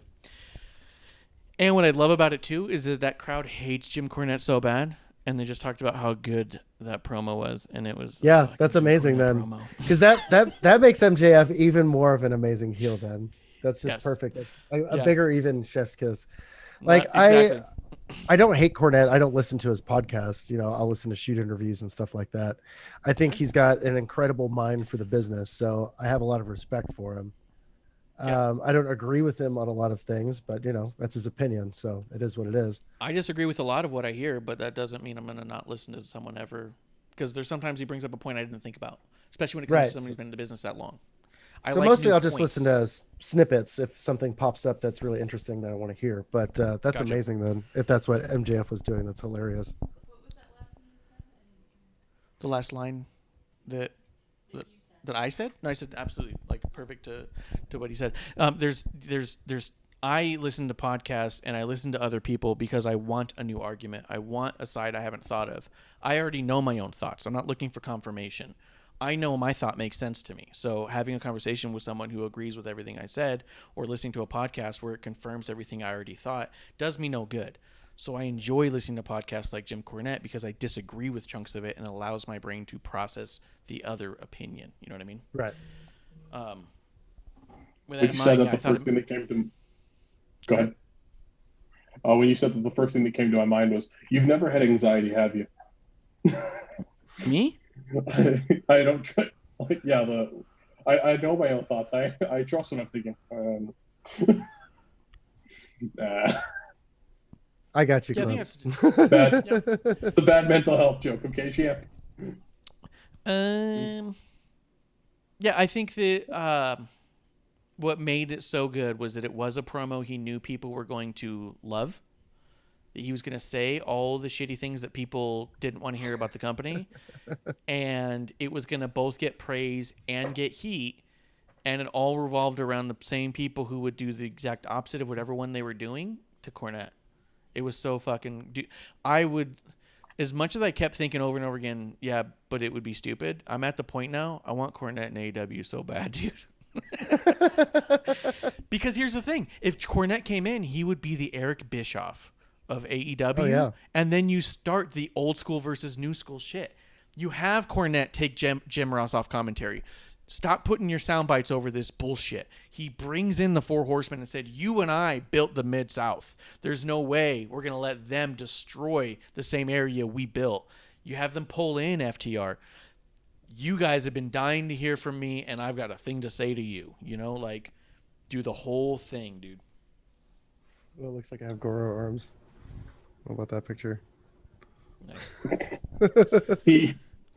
I just want him to bring his racket and see how far he can, like, fucking serve Marco Stunt. That's so funny. I'm not against the idea of Corny coming into AEW. Actually, I think that could be really interesting. I think the heat would be crazy. He's a that would be nuclear. I mean, he's a great mind, great. He's a complex individual in wrestling, but I think you lived in this business this long. And I mean, Jim Cornette's just a weird fucking guy, so it'd be fascinating to see him come in. Like, whenever he talks and you learn more about him, I'm like, wait, this Southern Democratic Socialist swinging, loud mouthed, old, not fantastic at what he's saying, man. Oh, yeah. Yeah. Who wants his old style conservative wrestling back, but is liberal as fuck with everything else. Like, it's incredible. So weird. It's incredible. He's an enigma, that's for sure. Yeah. Those are the only things I had to really say on that. But go ahead and anything you wanted to chime in on there, Clump, or if another point you wanted to bring up. I mean, I think that's good. Let's jump in. I think I got what I wanted. Yeah. Like I said before, I didn't have a lot of negative to say about AEW this week. I really had a fun time watching it. I did think that JR helped a lot with that because I think maybe it was this. He shone a light on a side of it that I think some of us find very frustrating. And it was nice was a nice reprieve to not have me be insulted, right? Like, one of the most insulting things I hear on AEW is, we're not going to insult your intelligence like the other company. That's the most insulting thing you can say to my intelligence. That's your way of saying you're too stupid to know what you're watching over there, and we're so smart that we're going to let you in on what we do. Fuck you, dude. Both of those are lies. I'm not too stupid to know when something's shitty on the other channel. I'm also not so stupid that I'm going to buy into you telling me you're being honest, car salesman. So it was so nice to hear the commentary being like, no, I see it too, but this is where we're at, and this is what we're doing. And you just go, okay, all right, then now I'm along for the ride. Now that you're not lying to me anymore. You know what I mean? It was like the most honest AEW episode I've seen. A little inclusive there. Finally became inclusive to me. So, Chop? Yeah. If I could just bring up one last thing about AEW that I liked. I actually really enjoyed the Kenny Omega and Hangman Page versus Dark Order match. I thought that was the best that Stu Grayson and Evil Uno have ever looked on TV. That's true. They actually put on a pretty good match there with those guys. And the Dark Order storyline with Brody Lee getting more frustrated with the way that they're losing and trying to recruit Hangman and stuff. It's probably one of their more consistent storylines they've had on TV the last couple of months. And I they're don't doing think the most Evil with that Uno off air needed as to take well. a bump for a piece of paper. I thought that was a bit much, but I agree. Yeah, that's something that they've been doing on BTE, which again, most of their storylines have been taking place off of television. So I'm glad that they're doing more story on television. Like the stuff with Colt Cabana being led away before they started beating up Stu, and they have a couple little hints here and there about the way that that's going, and I think that's really interesting. But other than that, I think that's pretty good. I think we covered everything for the most part. Do you think the Dark Order is going somewhere? Or do you think that Anna Jay being a part of it's the kiss of death?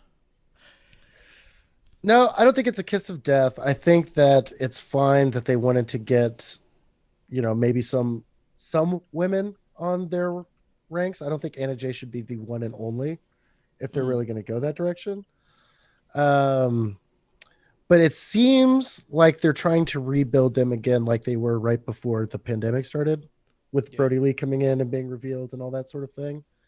So it seems like they're getting them back on track. So I'm curious to see where they're going. I don't know if it's going to be good or bad or otherwise, but I am curious. All right. Yeah. All right. And I wasn't very curious about the Dark Order very much previously. So it's been a while since you've been interested, but they've perked your interest again. Yeah, fair play. All right. I mean, I really wanted to like the Dark Order, and I was excited for what was happening with, honestly, even when Brody Lee came out, but I liked the video packages. I liked like the weird infomercials and what they were trying.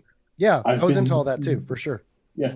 And then it just got like, when it comes out, and well, specifically when Brody Lee started being Vince McMahon, that it felt too on the nose.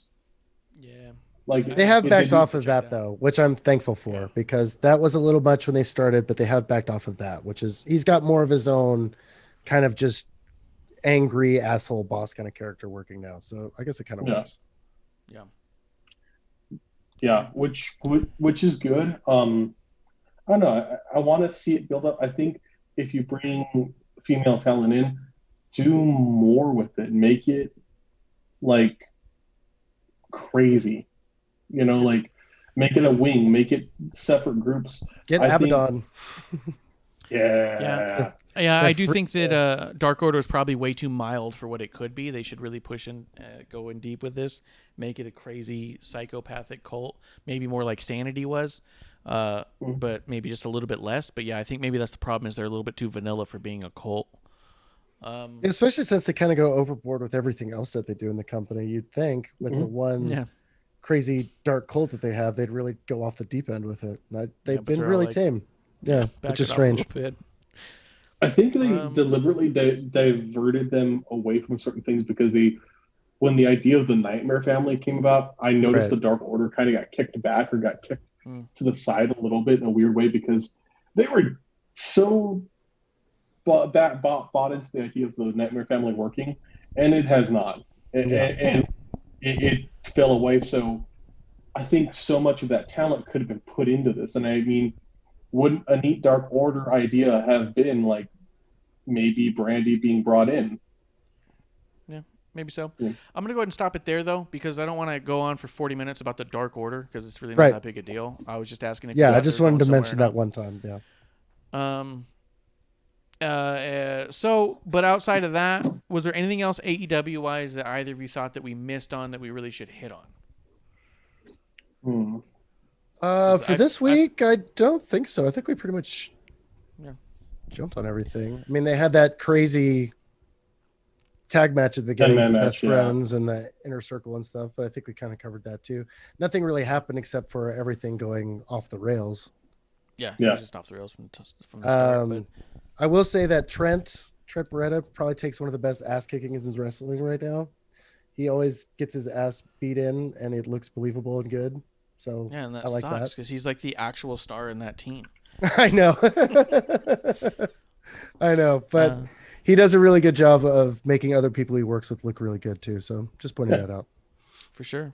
He should be the star for sure. He can definitely go places. I think that brings us to the end of AEW, which means Dork Chop's going to bow out because he wanted to talk about news in AEW, and he said, fuck the rest of this. He goes, I can be off on your chat room for this. Yeah, I could type for these. Yeah, because then he can Thank you, multitask. senor. He'll be like streaming, and then he'll like type something real quick. I'm like, what?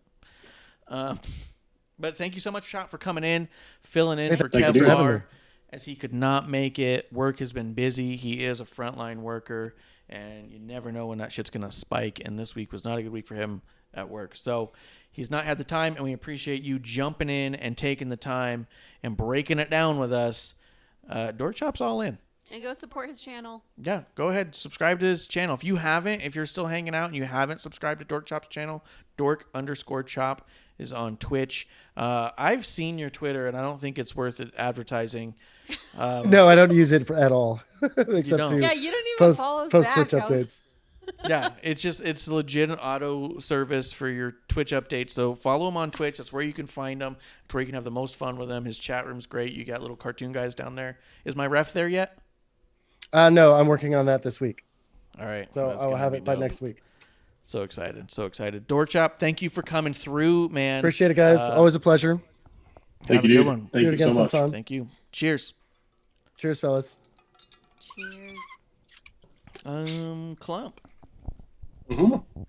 Did you have anything about NXT? Because I didn't write down I have anything about NXT. Not a lot. I do have a theory about Dexter Loomis's tattoos that lines into like our conversation about how he looks like an alt-right person. Yeah, go ahead. What's your theory about his tattoos? His tattoo legit looks like a cover for something much, much worse. Like it's giant sections of just black, and it looks like there is something either like hopefully just a shit tattoo, but it just looks like let's cover all of this. You know, like sections of It black. looks like a big cover. Literally his right bicep is literally just a black splotch. So Yeah. weird. I like the shot that they have as a promo of him just glaring at the North American title awkwardly. I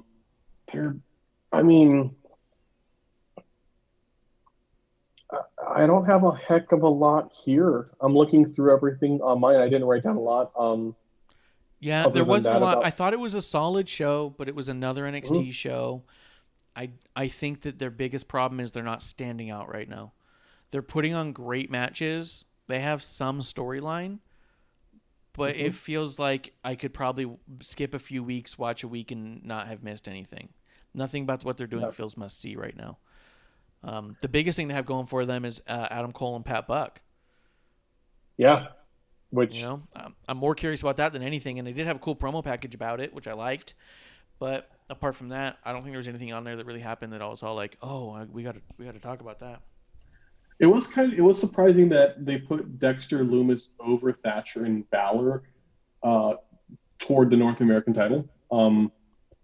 I think we all talked about it had to be Balor, but it makes sense for what it is. I think they see Balor as more of a person at the NXT title level, which is fine. And you could put him with heat into anything. He is a beast. He's a great worker. He makes people look good. He's fantastic.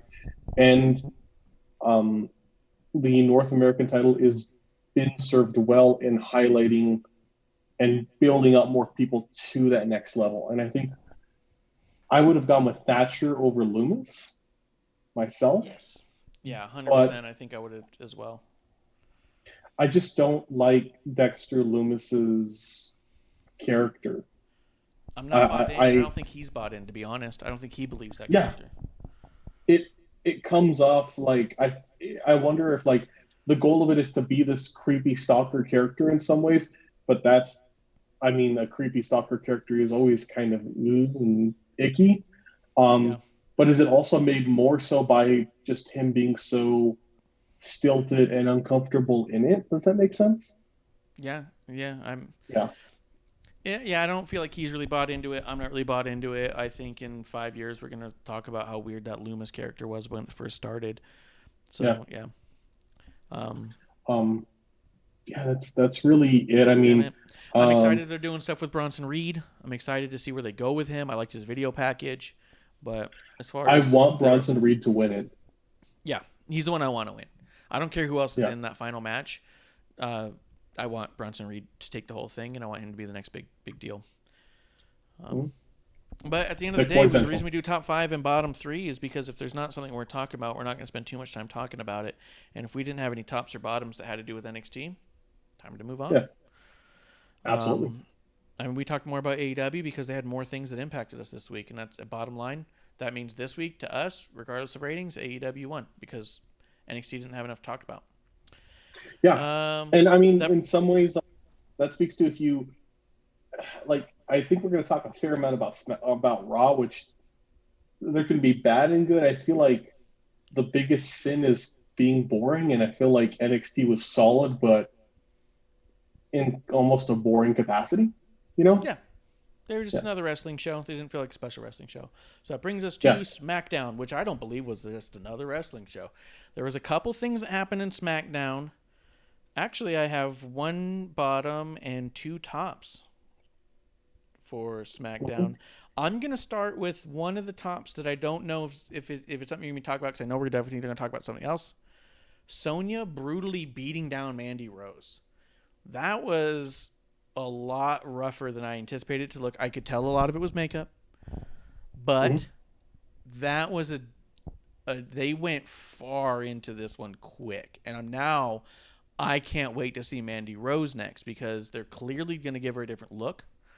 I don't know if they're going to give her a bunch of like bruises or a cut or something.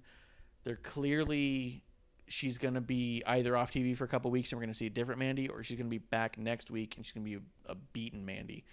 I'm fascinated about where the story's going. I also thought initially that it was silly that she's getting ready for Otis and then you see Sonya wandering around in the back, because we haven't seen Sonya in so long that it was almost all like, wait a second. Are you telling me the whole time that Mandy and Otis have been doing their thing, Sonya's been lurking in the shadows forever? Like, that was a little bit goofy to me, but it took us where we were going, and I was okay with that. I feel like, so I agree with you. I think the brutality of that beatdown was awesome, and it fit the characters, it fit the story, and it was needed. There's times where a really messy fight is needed, and I think this is the case, because if this was a hammy, WWE 20 years ago, beat down, that'd be just so upsetting. This, for the characters, is needed. These are both athletes, and for Sonya especially, Sonya's been built up as a kind of quiet monster. Yeah, and this felt fuck personal. up, Mandy. They really went personal. It wasn't just a wrestling angle of I'm gonna jump you. This was I'm going to fucking hurt you, bitch. Yeah, it's crazy. Real quick in the chat, Dorkchop does say one last thing about NXT. NXT's been wheel spinning since the Bash. Feels like it's not going anywhere from what people have been saying, and I feel that's true. It's not going anywhere, or it's going everywhere really obviously. So it's just kind of a thing. But the other thing he said was Mandy kind, give her the mask. Nice. Not against that. Yeah. Not against a leather mask for Mandy Rose.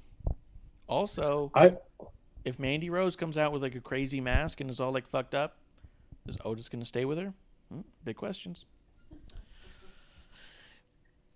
Go ahead, Clump. I was gonna say another part of this too that I wouldn't say at the bottom, but it is a bit weird when you make that joke about Sonya being just lurking. I think we don't need to pause all the characters in a story when the story pauses. I think we could have Exactly. seen more of Sonya in the middle, and that in some capacity, it really undercuts her as a talent by having her off because everything else is. Same with Tucker. Same with Otis. There's a lot of Yeah. people here. What can we do with them? And because of that main story disappearing, yeah, it's weird. I like that they're back, but That's maybe we 100% could my have had- point. Is that if Sonya had been coming out week after week having matches, and then they make a big deal about Mandy Rose making a return for a date with Otis, then you have Sonya being like, I'm out here kicking ass every fucking week, and you're still coming out here making a big deal out about a fucking date. Then she's got a reason to snap. But by having her lurking around, it's just like, is she obsessing? Mhm. No, I 100% agree. I mean, also, again, and I don't know if Tucker is out to be with family or he can't be in the area, but this would be really cool to see Tucker do things. Yeah, It's 100%. yeah. I think that it was a great feel good story, but I think it took away from two talents that would have been really well served doing things as well. Yeah, I think we can get around to it though, and we'll see where it goes. I think it was a feel good story, and now we got to do something else because nobody likes happily ever after, and we don't want happily ever after with the two of them. We don't want. I think people are happy with them being together, but at the end of the day, we don't want to not hear about them anymore. So I'm interested.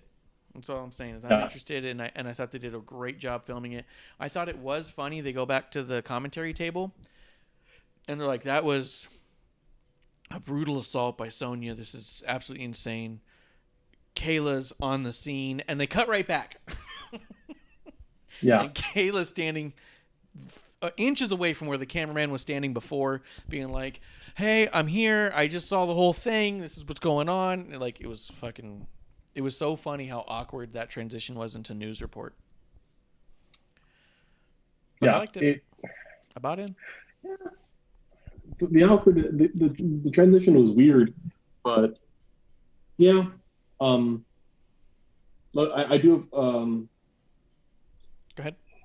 What do you got? I got a top two. I was gonna say, yeah. I didn't want to just like roll you bananas for this. Biggie, 100% Biggie. Win over the Miz. Super excited to see Biggie be given the space to do and to become a single star. I think everyone here in the New Day, they're all single stars in their own way, and they come together. And isn't that the best tag team to be? Yeah, these are three fantastic individual personalities, rather than just being, one person's awesome, or they really need to be together, And Biggie, if you listen to the New Day podcast, Biggie's my favorite part. In promos, Biggie to me is always he's so charismatic. On the podcast, unfollow me. This is where you can find me to not follow me. I don't need your follows. Yeah. So funny. All I care about is my cameo and my OnlyFans. Yeah. When he was repping OnlyFans, or he said, No, and to see him go over in a decent match with the Miz, and he and Miz both looked good. They both worked together, and I was happy to see him go because he didn't look super gassed. It worked for him, and I loved it. That finishing submission, we've seen him put it on before, but they've been working on it to make sure it looked brutal. Because the way he put it on this time, and the way Miz was reacting to it, because when he first put it on he put it on like he was about to rip off his leg, and I was like, holy shit, because I've seen him do the move before and thought, damn, that's a cool move, that's a strong dude. But the way he pulled it off this time, I went, holy shit, it was badass. Like, it looked mean. Fabtina fucking midair. Yeah, they like grabbed him, rips his leg off, and then like twists it. Dorkchop says New Day podcast is a treat and a Big E single push needs to be amazing because we all want it. Mhm. Yeah, 100%. On the New Day podcast, this is just a side thing. Can we not have such a short limit to the I always I feel like we go way too long, but their ending is so abrupt, and I want it to go on another 30 minutes. Yeah, we don't. No one ever says that they wish our episodes were longer. Mm-hmm. So I don't know the strife that they're having. I don't know that struggle. I feel like if we had a hard limit, we would just cut mid sentence because we wouldn't be able to follow it.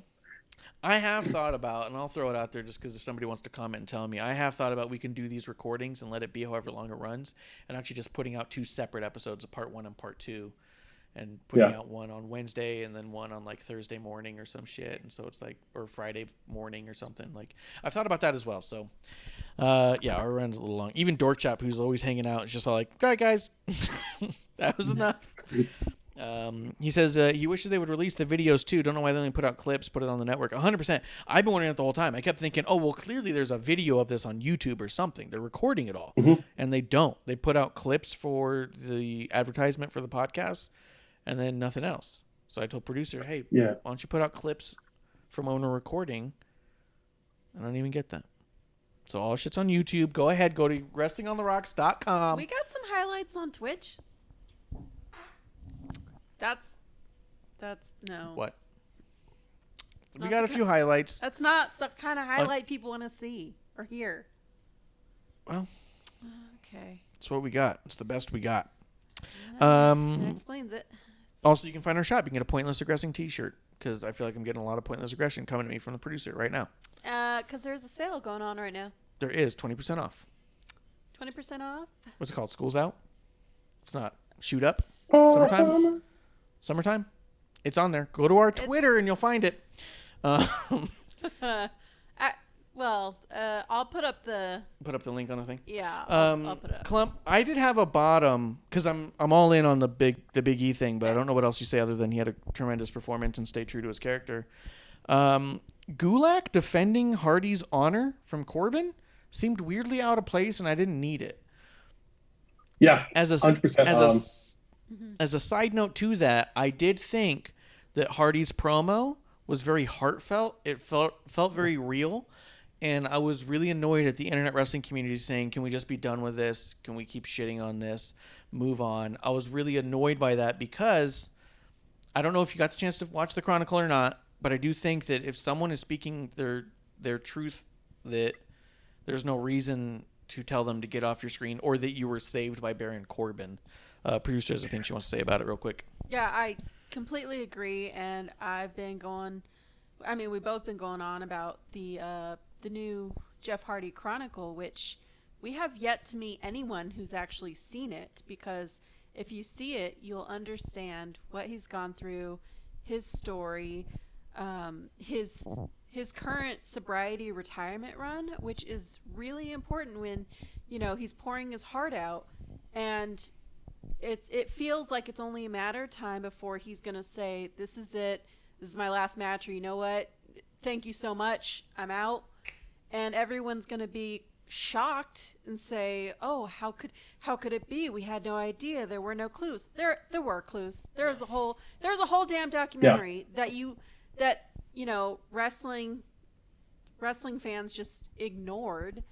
And he really pours his heart out, and he gave us this fantastic promo, and we all just want to shit on it. So, you know what? Take the time. If you've been a fan for, decades, you can give him the half hour that the documentary was, and appreciate what he's trying to do.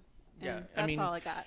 You may not agree with the execution of it all. When I really pull back and look at it, I feel like Jeff Hardy had a vision. I feel like he wanted to get to the bar fight. I feel like the bar fight was his thing. And I feel like he didn't know how to get there, and creative threw something together to get him there. And there was a lot of reason to not be on board for the journey there. But you got to respect the man for putting it out there and getting to where he wanted to get to. He presented the bar fight. That was his presentation. Everything getting there was just how do you get there in fucking 5-6 weeks, whatever? Like, how do you get there? I don't know if I could write it better. Probably, I felt like really shitty writing, but I'm not going to shit on the guy for what he's doing. I'm not going to shit on the guy for his presentation, and I'm not going to not give him his chance to say how he feels about it. Chop says he finally watched more of the docs on the networks than wrestling. And he said it was really well done. Did you get a chance to watch the Chronicle Club? I'm midway through right now. So I've started watching it. Yeah, and I will say this to that point, in watching this promo sequence with Corbin and Hardy, if rather than doing the buildup of the weird car accident moment, and I get the art side of it, but the build, maybe play some of the doc as a build rather than the old. And then, like you could delay it a little bit and then have Jeff come out and talk about the doc. Say, yeah. And then have Sheamus come out and say, you're nothing but this. I'm looking at the read up of this exchange with Corbin and Jeff, and the way that this is written up, and having watched it, having somebody come out and say, "Quit whining, quit talking about this," and then just go into, calling him out, saying, "You know what, fuck your success," because it's still being broken. Then that could lead to the bar fight. Yeah. I mean, there's definitely, I think, other ways you could get to the bar fight. I think the bar fight is what we're meant to be looking at, though. And I mean, it's TV. It's 6,000 episodes. I mean, what are you gonna do? Yeah. So yeah, I mean, I can agree with the idea of like, hey, I'm not a fan of how we got here, but I don't agree with the idea of not giving the man the time of day to appreciate what he was trying to say. But I also feel like, so what I meant though is like, this could have, I think, been a better intro to that than coming after. Like what happened here, like how Corbin came out, this almost feels like it was written in reverse in a weird way to me. And but I also didn't like that then Gulak comes out to save him. Yes. You know what I mean? Like Hardy didn't even get to stand up for himself. What the fuck was that? I agree 100%. I feel like as part of the story, it feels very off kilter. It feels out of place. It feels out of sorts. We've established that Jeff Hardy can hold his own. We've established that this is Jeff Hardy's story, and it feels really weird that then you're saved by Drew Gulak. Yeah. And Drew Gulak, there's been bit. Why can't Hardy just beat the shit out of Corbin? Why can't Hardy, have a turn where Hardy says, "Yeah, well, here's the thing, walk off," and then turn around and go beat the shit out of Corbin because he's proud of what he's done. It felt needless. It felt unnecessary, but more to me, it felt like it truly hurt the goal of this, and it hurt Jeff in my eyes because it then makes an argument to me that somebody trying to better themselves and become sober, needing outside help, and that hasn't felt like it's been part of this story. And to see it happen is Drew Gulak, Jeff Hardy's 12 steps, and does he need? I don't think he needs that. Yeah, I don't think he needed it. In fact, Tina said kind of felt like Jeff just was like, whatever, I don't need this shit, and walked off. Not that he needed someone to help him, but more so like, whatever, walk away. And Gulak was like, well, I'm not just going to let him say that and not get fucking punched. But I also feel like it looked a little bit like he was saving him. Dorkchop did say, I'll have to admit, watching the doc, I'm a bit more on board with the Jeff storyline, but I hope that this is not his new character. If you know what I mean, I don't want Jeff to just be the guy who used to drink a lot. And I get that too. I think there's a lot of pride in being sober. I think also being part of being sober is not necessarily I used to constantly be drunk. I think that you can have a separation. It is something that a lot of people getting out of that problem struggle with is if their defining attribute in their addiction was their addiction. They were the party guy, they were this, they were that. For a lot of people, they can become the sober guy, and that can be weird and frustrating. It can be applied to them. I think that might be an interesting part of the story, or a story like this, is to keep hammering away at this point, like that you were just this and that's all you can be. And in the story itself in a meta way, as well as what Jeff's doing is showing, no, I'm not. It's his way of saying I'm an artist. I'm creative. I am so much more than just that. It's a way of that expression, I think, in real life as well as in terms of his character. And for sure. That's made me like this a lot more. Yeah. I mean, it's good. It's good. I think there's identifying stuff for people who struggle through that. And it's one of the things that when you, from the outside looking in, can look at it and saying, oh, a guy like my friend could really find inspiration in this. And then a guy like my friend watches it and go, I'm finding no inspiration in this. You go, ah, fuck, someone missed the mark. You know what I mean? Like, but That happens a lot. yeah, there's a lot going on there, but all respect to the guy, and I appreciate his promo and getting online afterwards and saying, I'm just trying to say how much I love you guys all, and so it's pretty cool. What else did you have about SmackDown? Because I got one other thing, and I'm pretty sure that we're going to get to it. I'm gonna give it a separate down on the same subject. Why did Gulak have to get fed to Corbin and lose? Like, why? If you're gonna come out and look like a badass to fight Corbin, I mean, unless the whole point, and we're gonna make Gulak a bit part in this, is that one's success and sobriety is solo. But Corbin needs to be reestablished as a monster heel. Like, he can't be the guy who goes out there and loses every time he talks shit. He's got to be the kind of dude who goes out there and talks shit, and then you can't shut him up. It's the only way he's going to have power as a heel, is you can't shut him up. So, he needed to beat Gulak. He needed to. He needs to continue to win until... The question needs to be who's going to take down Corbin. The question can't be all like, well, Corbin's going to talk shit and then get his ass kicked, so fuck it. It's got to be who's going to shut him up. You know what I mean? Yeah. Everyone can't shut him up. Yeah. So yeah, that was my I attached a separate down for that, just because to me it felt kind of like, I get what you're saying, but it felt kind of like, okay, maybe we just didn't need to do this. We got to use someone else. Yeah, you didn't have to get to Gulak and Baron by protecting Hardy. I think the Hardy mix-up is where that went wrong more than anything. I agree with that. Okay, you're up. I'm up. The one I'm going to bring up closes out the SmackDown show as an episode. Did you have something before the ending segment? I like the Nikki Cross Bayley match. I think it was a decent match. Good match. It was good to see Nikki in. It's always good to see more people in a role with the champion, and it's good to see Nikki there. I still continuously want more of Crazy Nikki and not Nikki attached to Alexa. God, don't we all? Nikki as this weird bit part, though maybe that could be added to by what happens at the end of the show. Maybe what we learn there becomes part of why Nikki's that person. Yeah, and I think we're getting there, and I think that Nikki definitely needs to shine on her own. She definitely needs to stop being Alexa Bliss's best friend, Nikki Cross. Like, that needs to stop being part of her moniker. But also at the same time, like, I can understand how we as NXT fans from the time just want to see Crazy Nikki show up and Crazy Nikki go be there. But I also can understand from the idea of writing a television show how you might want someone to be invested in somebody before a big change happens. So maybe this has been a slow build, and this is also funny because I've been hearing a lot of people say that WWE does a shitty job of doing any kind of long-term booking, that it's all week-to-week booking.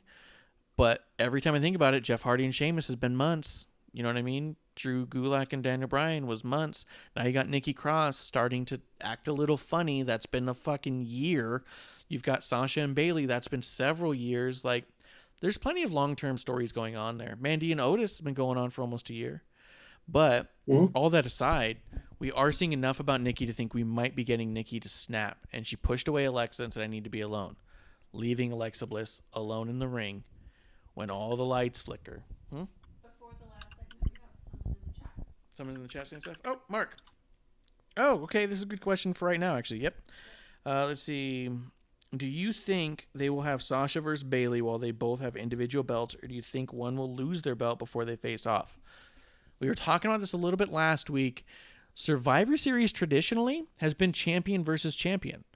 It's usually the last several years has been the Raw Women's Champion will face the SmackDown Women's Champion, and Survivor Series is coming up.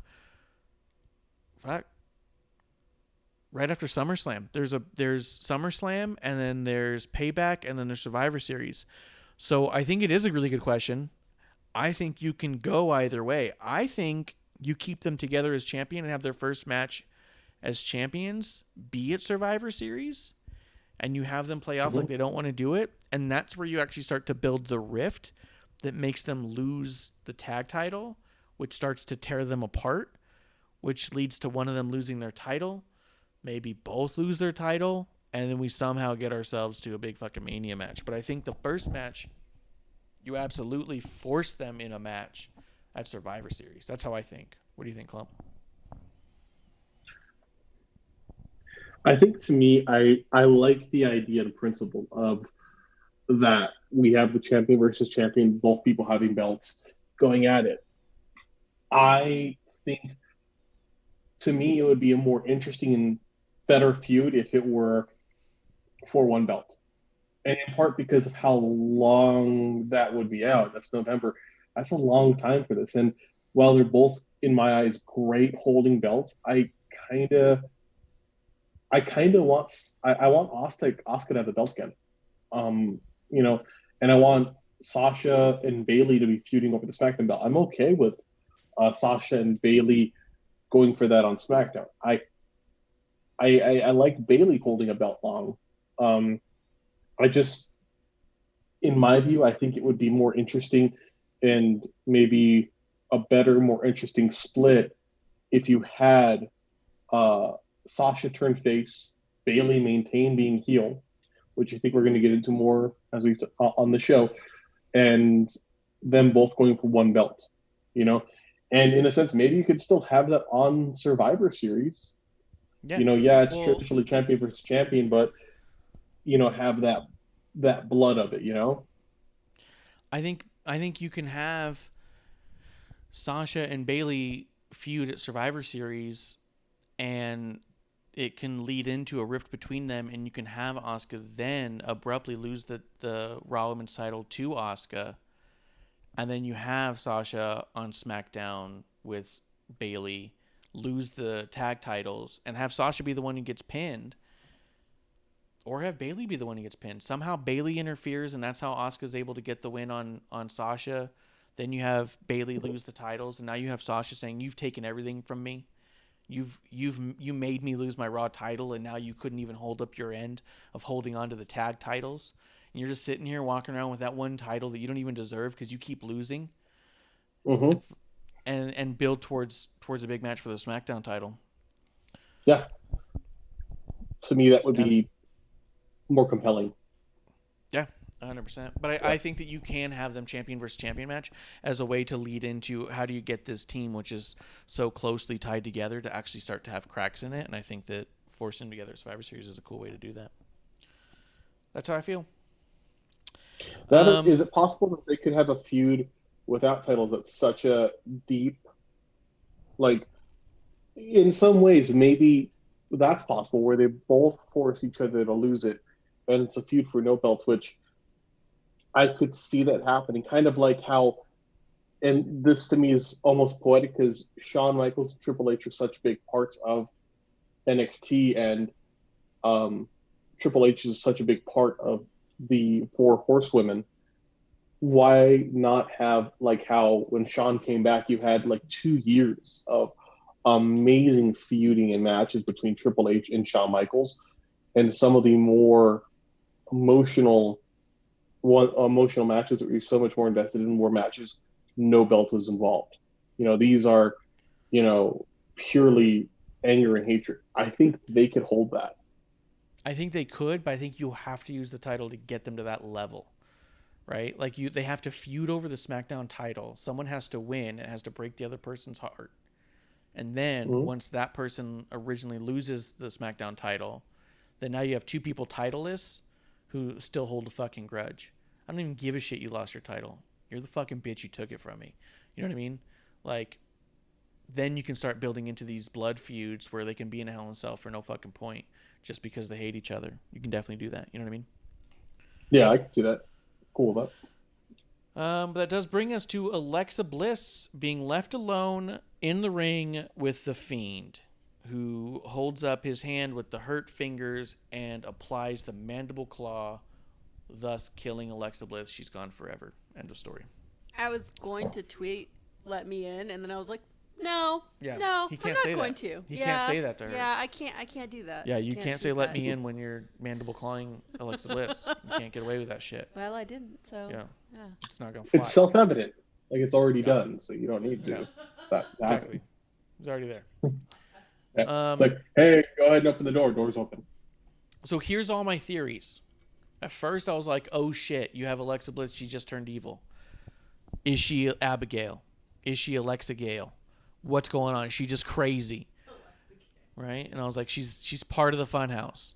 Then it started occurring to me, wait a second. Just because she got beat the fuck up doesn't mean she's going to be part of the funhouse. Did she get kidnapped? Is this all a trap to get Braun Strowman to try to save Alexa Bliss so Bray can beat up Braun Strowman? Then I started thinking, what if Alexa's tied up in the funhouse instead of being a part of the funhouse, and Braun is only going to agree to go into the funhouse if he lets Alexa go? So in my mind, the perfect booking for this is that you have Alexa as bait for Braun. You have Braun give in to the Fiend and let him in. And you have Braun turn into a crazy psychopath. And then at that moment, you turn and find out Alexa didn't leave. She was never going to leave. She wasn't the bait. She was just luring you in. She was part of it the whole time. And she's also turned. And then I think this is where I've heard the most interesting debate of whether or not, in that case, would you have Alexa Bliss with split personality, like Alexi and a little mini Fiend type look? Or would you have her just be full on one or the other, nice or evil? I would like to see her kind of Bray Wyatt it, but I also can understand the idea of Bray being the only one to master his personalities and everyone else having to succumb to them. What do you think? A lot. I mean, there's a lot to one thing I don't know if I would say that Bray's masters personalities. I think Bray is kind of at the behest of it. Yes. But I think Lexi could potentially flip. Yeah, and I think it'd be interesting to see Alexa become Alexi, become a, be the Princess Abigail, the Abigail character. That is fascinating. I think maybe a Wyatt family 2.0, but I'm cautious because I don't know if I want that to happen again. Maybe maybe what could happen is you could have Bray become, in a sense, like a virus within the WWE, and he changes these people forever, or changes them and then leaves them. You're gone, you're victims, and then you have to address that. They're changed, they're different, and not necessarily attached to him. They're affected by him, and we talk about it as a long-term deal. But everyone's changed who's been in there with him, so we know Alexa's got to change one way or the other. Do we find out that she takes on the form of Abigail? I say no. You leave her away from Abigail. But I wouldn't be against the idea of, we see Funhouse and Bray's there, and he invites in his new friend. You hear a knock at the door, and here comes smiling, sparkly Alexa from NXT, waving, "Hi, it's me, Lexi. Braun, why aren't you hanging out with me?" And it's like, let her go. I think that you can do it a couple different ways. Or you have her tied up with like a mask on that has eyes painted and a fake smile. Like, look, she's having a good time. Like, I think that you can play a few things, but I think that you have Braun give in to the Fiend, because you could always lead to Fiend versus Braun later at some time. But I think like you said, I don't think Braun ever becomes a master of his personalities. I think he gives in and just becomes like Bane, just becomes evil and just destroys shit on the behest of the Fiend. Yeah. But I think I'd like to see split personality Alexa. I think that all the times that we all spent talking about, oh, Funhouse, how great would it be to have Liv in there or Nikki in there? None of us brought up the fact that Alexa might be the best actress of them all. And she's done a really good job of being a bubbly face and a shitty asshole heel. So it's like, well, I could see her being crazy. Maybe another thing too, and in building off of the idea of like affect how the Fiends affected people after this long term, we treat the Fiend like a hurricane, or like in the sense of it comes through, it destroys, and you get past it, but you never forget it, and or like a big storm, and he doesn't necessarily have to win. His goal isn't to win; it's to affect and cause change. And if we can see that done in the right way, which maybe we are, in that the Fiend is still scary. The Fiend theoretically lost the belt, but have that be, this maybe the best way that they could have done Bray, in that have him move beyond titles, move beyond winning, move to, I'm just going to change and affect you, and have him bring people to their limit so that when he appears, I'd love to see a Bray Wyatt at some point decide into a Royal Rumble, and as he goes in, it's a ring full of people he fucked up, and everyone stops, and everyone is frozen, and he wins because maybe it's enough that he gets people to leave, and that'd be cool. Like, have him become a virus that infects the WWE. He may not win, but what he does is he has these people that in some way he can change, alter. They can still have their own storylines, they can still do things, but when he appears, he's this all-encompassing force beyond wrestling. Yes, and he can walk in and just stop everything. Oh, you're having a match for the title? Let me show you my power. I walk out on the stage, I look at you, you both stop, and not just in shock, but the match stops. Yeah.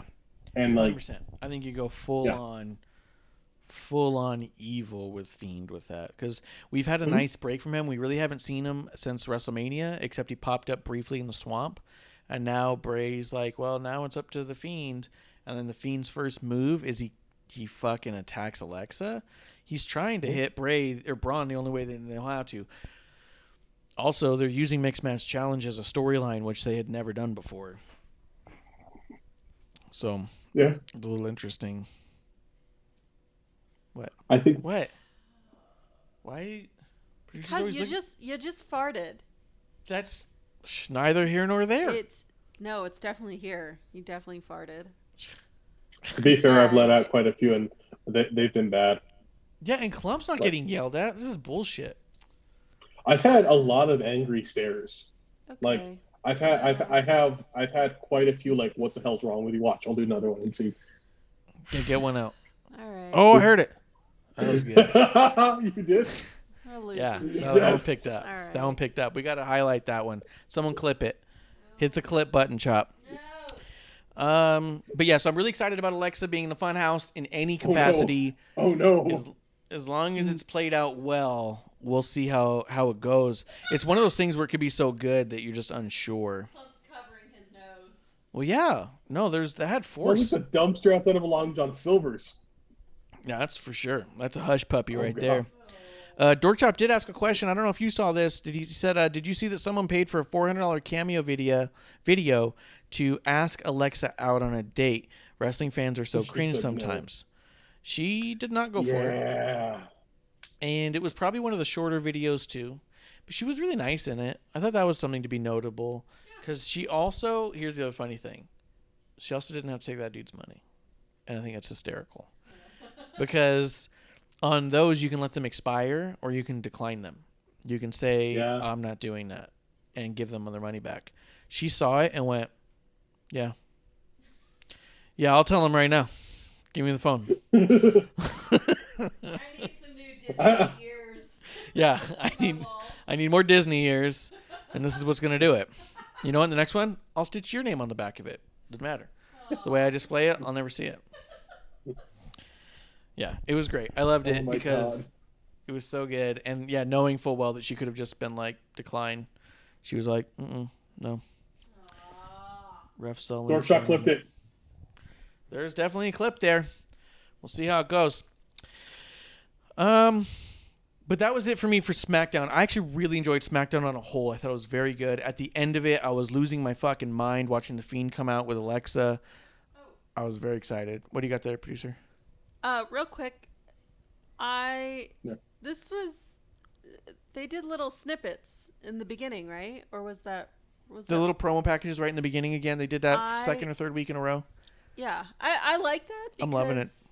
It kind of gives you a taste of what you're in for the night, and yeah, I thought it was a great intro. Yeah, it caught me for a second, and I was like, wow, if I had never seen the show ever, like this would totally get me. I'd be like, all right, let me see what I'm in for. Yeah, it was really cool because it's a little bit like seeing the cast and hearing what they're about real fast. I thought that was really cool. The first time I saw it, I was like, I wasn't against it, but I was like, it does feel a little weird. Let me sit on it. Let me see how it plays out. And now seeing it a second or third time, I'm like, this is a great way to start it because I'm already excited about stuff now. It kind of reminded me of old school promos, like in a very, very short amount of time. It reminded me of like Entertainment Tonight, where they start off with like, tonight we're going to talk about this guy. This guy's going to find out whose birthday it is. You never know. And then it cuts into the show, and you go, oh, but whose birthday is it? You know, and then you wait the whole time. Like, did you guys guess? Did you guys guess whose birthday it is? It's mine. Ted Bundy's. Idiots. What? That's wasn't. Yeah. It's Edmund Kemper's birthday. Yeah. Entertainment Tonight. That's very weird. Okay. Today's birthday is such a surprise; it'll knock your head clean off. See if you can guess. Today's birthday's got I'm done. There you go. Yeah. Anything else on SmackDown that you had to hit? I mean, it felt weird that we had that big build-up, and then Sheamus returned after awkwardly. Like, okay. What? I didn't hear any words. It felt like we had that really cool, bar. I will say cool bar fight, and then, this building, Sheamus comes up again awkwardly after and is in a wife beater and wasn't he in a weird bowler cap? But that's exactly what Kevlar wanted. Remember, he said, Yep. I want Sheamus to just look like this now. And I agree. I thought his look was fantastic from the bar fight. So when he came out and cut that promo, I was like, Kevlar's getting what he wants, and I'm on board.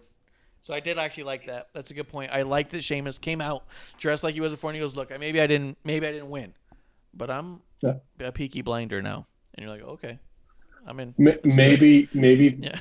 You said we had somebody famous watch part of our show last week. Maybe more people are watching it than we think, and we're not getting credit for it. Yeah. Maybe so. Hopefully.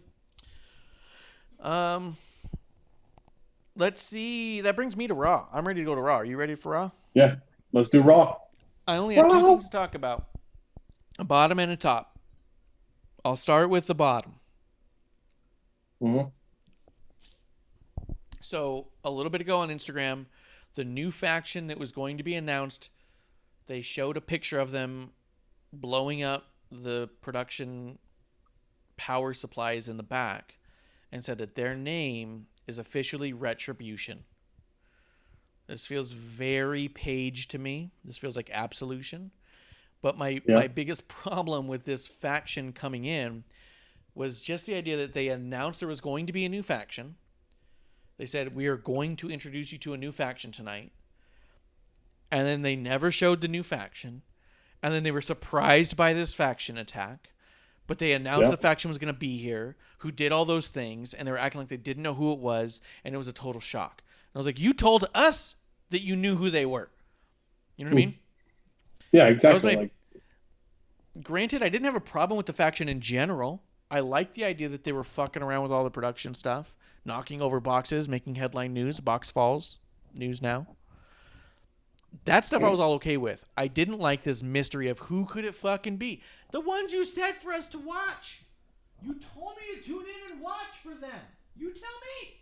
You know what I mean? Maybe kill, I mean, maybe like a pile of corpses somewhere and then be like, oh, that actually was supposed to be Retribution there. Oh, shit. Dorkchop says Retribution is a whack name. Yep. I don't know that I hate it. I don't love it. I'm like, this is it. But it only is going to work if it's the right people in the group. Is there 4 people who need retribution for something? Is there 4 people who are wronged? If those people take off their hoods and it's Rusev, EC3. EC3, if it's Kurt Hawkins and Zack Ryder, I'll be like, fuck yeah. Here's dudes who got fired, and they're here to fuck up your show. They're getting retribution. If it was them, I'd be like, fuck yeah, let's do this. For a second, I was like, is this a Dark Order stab? Or ninjas. Dorkchop says it sounds like a C-tier pay-per-view. It does sound like another pay-per-view. You know? Yeah. March 31st, WWE Retribution. Coming to you from the Charlotte Civic Center. Yeah. So, yeah, it would have to be people who were clearly wronged and are coming back to get something back. Without that, I'm not into the story. But, like I said, if it was Zack Ryder, Kurt Hawkins, EC3, and Rusev, and they were called Retribution, I'd be like, oh, fuck. Here's fucking 4 dudes who are here because they're pissed. Obviously, we know that they're all pretty much signed to other places, but... Yeah. And so then the question is, who is it going to be and why should we care? Because I can't see anyone. Yeah, and I have no one I could think of where I'm like, these people aren't fired. Okay, this makes sense and I'm happy. It doesn't... It feels like it's going to be kind of a wet fart. Just, okay. Great. Yeah. Also, I felt weird about the throwing a Molotov cocktail at the setup stuff, and all the weird little moments throughout the show. Like, it felt kind of like the show was supposed to be under siege and we weren't announcing it, and it hit in a weird way that part of me is like, I don't know if this is maybe appropriate for right now. Partly. Yeah, I saw that conversation. I understand it. I don't think I feel the same, but I don't think that it's not valid. Like, I feel like it's totally valid to say, because I know their joke was going around for a while, it's Antifa. I think without a face to these 4 people, it's really easy to go there. If you say, here's 4 people that we can see and we know would be seeking retribution, we can go, oh, well, of course they would take that route. Of course they'd be hooded. Of course they'd throw Molotov cocktails because they're making home shift things to get back at you. Without faces, it does look bad. I agree. Yeah, it's a bit weird. And then again, as well, the surprise of it, like, okay, we shouldn't be surprised. I mean, what kind of also them. Like, yeah, and if this is happening, like, you kind of ruin their impact. Like, what kind of faction shows up and does this shit? I'm okay with them doing that, but at the same time, I'm not okay with this weird mystery. Because the fact that even on Instagram, they're all like, oh, no, they actually have the fucking thing. Let me pull up the verbiage. Because when I read it, I was like, that's cool. But it said, WWE.com has learned the faction behind the attack is calling themselves Retribution. Hashtag WWE Raw. Well, how? Did they send you an email? Did you get a call from one of them? Like, how did you learn that? Because I feel like that's an important part of this story. Is how do they work? Subject line: We are Retribution. Yeah. We see Steve Pritchard on it. Oh god. But that's my bottom for Raw. What else did you have for Raw? Bottom. You can go top. It's up to you. Yeah, let's Do you have any? Yeah, let's go top. Drew McIntyre. I like this, but I feel I like this. I like the what's happening here, but it still felt incredibly douchey. Like, I feel like it's an interesting route to take. You didn't help anyone out, Randy. Yeah, but then it's also coming from a character that I'm like, yeah, but you're not helping anyone out, champ. I'm supposed to like you, and I still truly go back to what your character's been. And I feel like it would be very interesting if Randy Orton said, and what have you done? What are you doing? Who did you bring up? Where's Heath Slater? Yeah. You're at this point where you can be what you need. You say I never was, and yet I've seen you kill a pet. I've seen you, count down kicking the shit out of people, and I've seen you step over your friends. Who are you to Yeah. tell me to do better? And that would be fascinating. Yeah. I think cool. I think it'd be a neat double turn, but so that's a bottom line.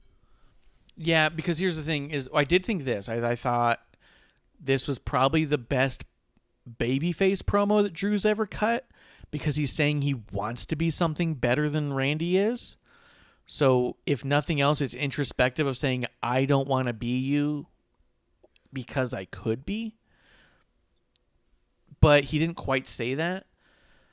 I also felt like it was probably as babyface as he can get after just beating the shit out of Heath Slater and looking like a total fucking asshole. Like, that's a lot to wash out of your mouth. So I felt like it was a good step in that direction. But yeah, there's a whole lot of meat on the bone that Randy could have come back with fuck you, dude, you're talking real high and mighty for somebody who's not doing shit. But I also think that Randy being a heel can say that, can come back with a video package of Drew McIntyre being a total fucking asshole to everybody and being like, yeah, Roman comes back from cancer and your first thing is, fuck you, you should have died. Like, yeah, maybe fuck you, dude. Like all that shit happened, and I think it's an easy pickings, and I think it could still make Drew the babyface if Drew said, yeah, I fucked up, and I see that I am inches away from just being another you, and I need to be better than you. You know what I mean? And then you can go, oh, Drew really thinks he's gonna be, he thinks he's gonna be as evil as he doesn't want to be. You know, like, you can go somewhere with that. So yeah, I can see that for sure. Man, that's a really cool way. I hope they would do it, but they're not. I'm getting stared at ankle like I farted again. Yeah. I just think that I should write for them. Yeah. I feel like, that's a good argument to be made, is that we could do better. I go ahead, you're up. I do have a couple things here, but one's a funny top, but you're next. What's your top? I've only got one other thing to talk about on Raw, so we'll talk about it and whatever else you got left. For one of my tops, I put Raw Underground, and I know that might be on your bottom. A lot of people had a lot of things to say about it. Is that on your top or bottom, or not listed at all? It's not listed at all. It's a new idea. I'm curious to see where it goes. It's weird as fuck. Exactly. So that's why I fucking loved it. Here's what I think about Raw, okay? A lot of shitty quote journalists, by the way, fuck Dave Meltzer, were going out saying that they heard this and that, and tonight's Raw is going to be a shit show, and everyone's saying who's there that it's all over the place, and they're refilming this and that, and no one knows what's happening. They were putting all that out before it even aired. So then when it airs, everyone goes, oh, this show's all over the place. Did you really, honestly, because I know you're not on social media much, did you feel this show was all over the place? Because I didn't. I felt like, and then you tell me how you felt. Think about how you felt for a second. I felt like this was a show that was trying a lot of new things all at one time, but cohesively and in one singular storyline. I felt like everything was purposeful. I feel like everything is going somewhere. And I felt like it was a lot of new stuff, a lot of new angles, a lot of new storytelling mechanisms. What did you think? I'll agree with that. I think that it was all over the place, but came together in the end. Like, there was a lot of weird, like, what the hell's this? What the hell's that? Okay, we're doing this, we're doing that. And then it all, like, merged, like, oh, shit, okay, cool. Yeah. MVP and Bob Lashley. Yeah, this is weird, but I get this. Okay, I can see it. Like, it felt, if there was a negative to me, and I could see why people would say it felt like a shit show, is there was a lot going on. It was a busy ass 3 hours, and it didn't feel as long, but it was a lot in 3 hours. It was a lot. And how great was that? Because how many times have we said 3 hours is feeling a lot like 6? And how many times have we said it's getting to be a bit of a chore to watch? And this week, it was all like every 5 minutes, you're like, yo, I can't go to the bathroom. I stood there for a minute dancing for a while because I was like, I need to pee. And like, I just couldn't step away. I was like, I need a fucking commercial. Like, I could not step away. And it always feels like, oh, this is a good time. Oh, this is a good time. Like, this was a crammed show full of a bunch of really interesting new concepts. They might not all turn out. They might not all work. But they're trying a bunch of new stuff. I think it's cool. What I love about Raw Underground, they highlighted Dolph Ziggler, Eric, from Viking Raiders. Mhm. Shelton Benjamin, Bobby Lashley a little bit, MVP a little bit. Who's the first guy? Bobatunde. They made some Yeah. underneath guys like a Dolph and a Shelton, who we think of as job guys, look like straight fucking bad motherfuckers. They made a new guy who we've only kind of heard about look like a fucking beast. They made Dio Madden look a little bad. But they also made the Hurt Business look like they're not here to fuck around. You might think the 24/7 title is a joke, but if I have it, you have to fucking earn it back. You know? I think it was a really interesting way and cool way to add in a spark of cinematic matches to your every weekly show. They've been such a success.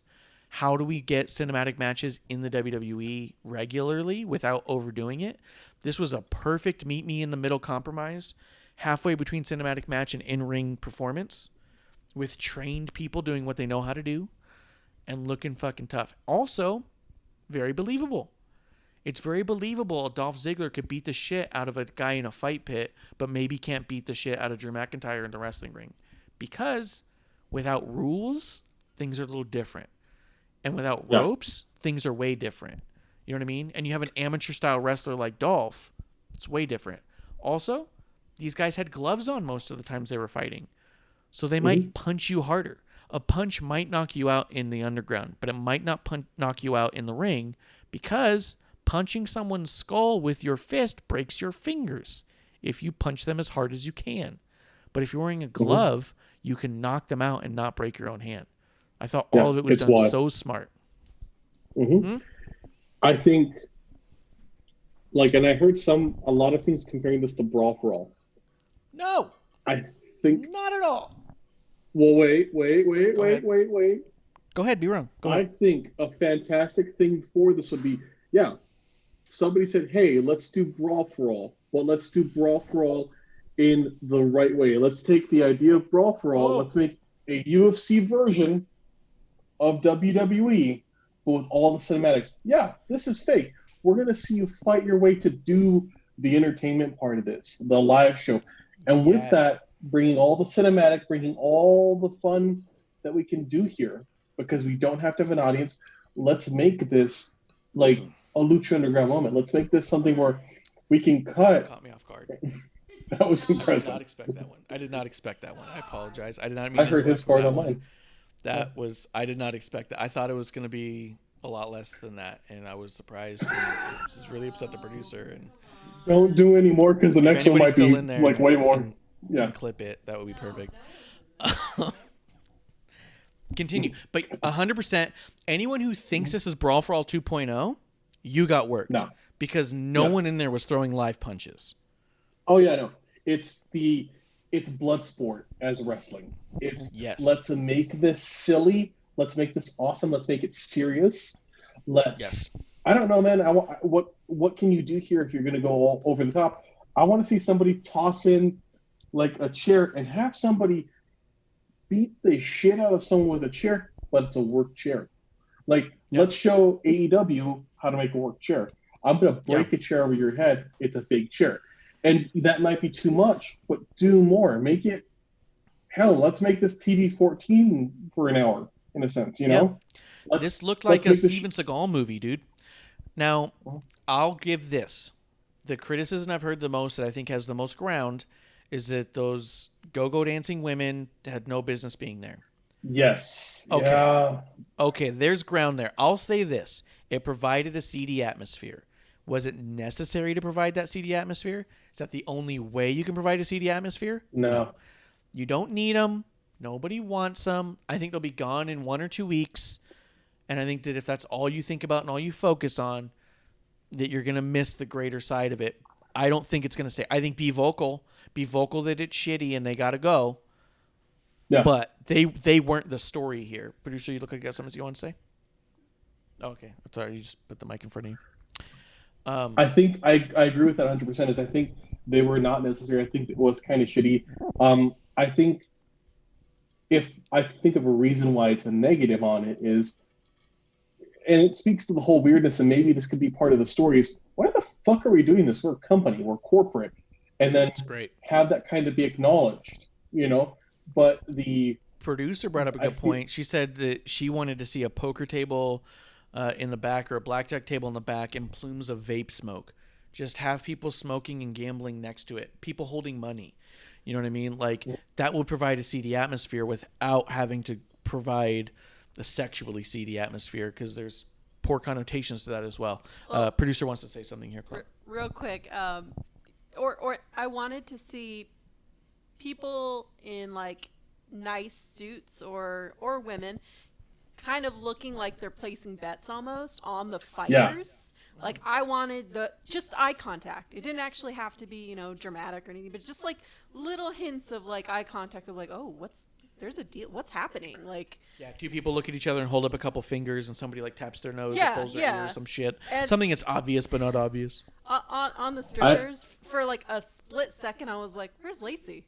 Yeah. Is Lacey here? This is her whole shtick. I'm sorry, but I also mean, think come on. producer brought up a good point. This could be a great mechanism to bring in the AOP back. They could be amazing here. I have Say, a couple Clark? ideas that, in terms of setup. I have another idea.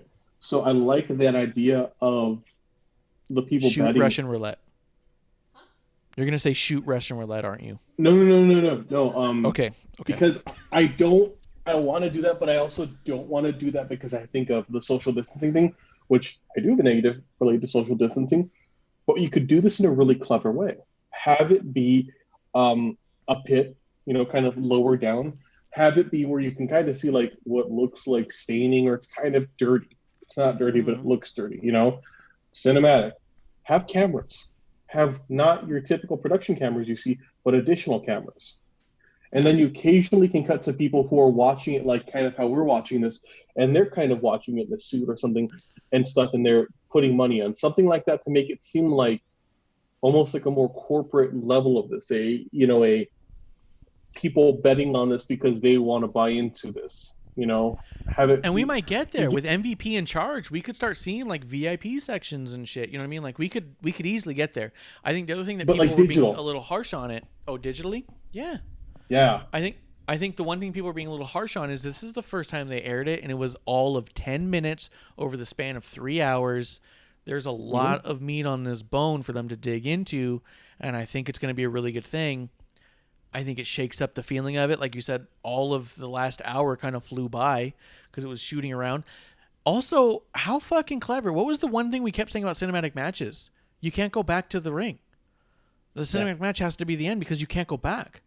This was a cinematic style that was gritty enough, but fight focused enough where you could go right back to the ring. It had a different look and feel, and you could go right back. And then you could come back to the pit again. Fuck.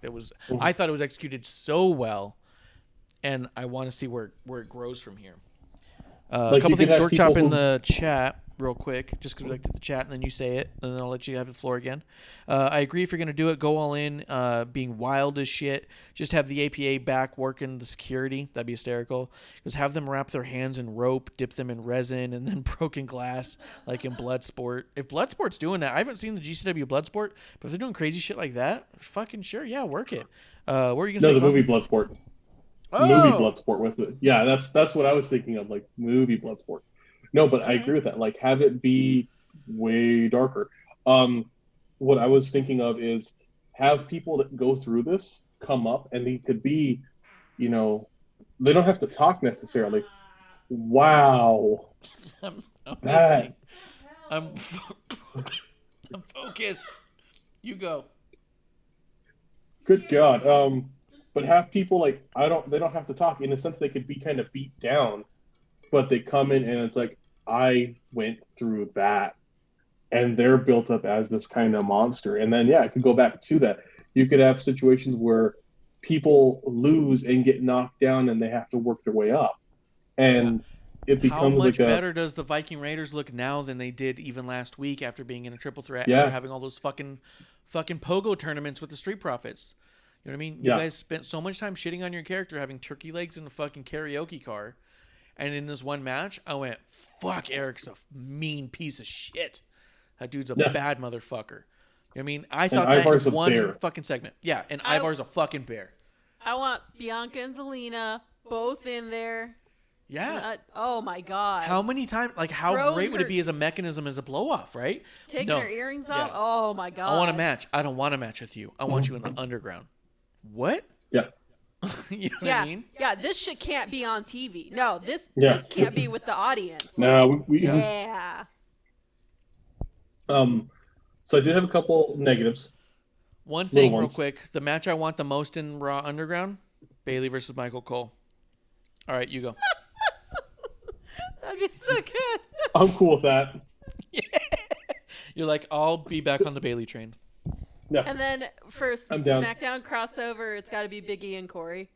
Biggie and Corey. I said, Oh. I actually tweeted out that I want Byron Saxton and Corey in the Underground. Yeah.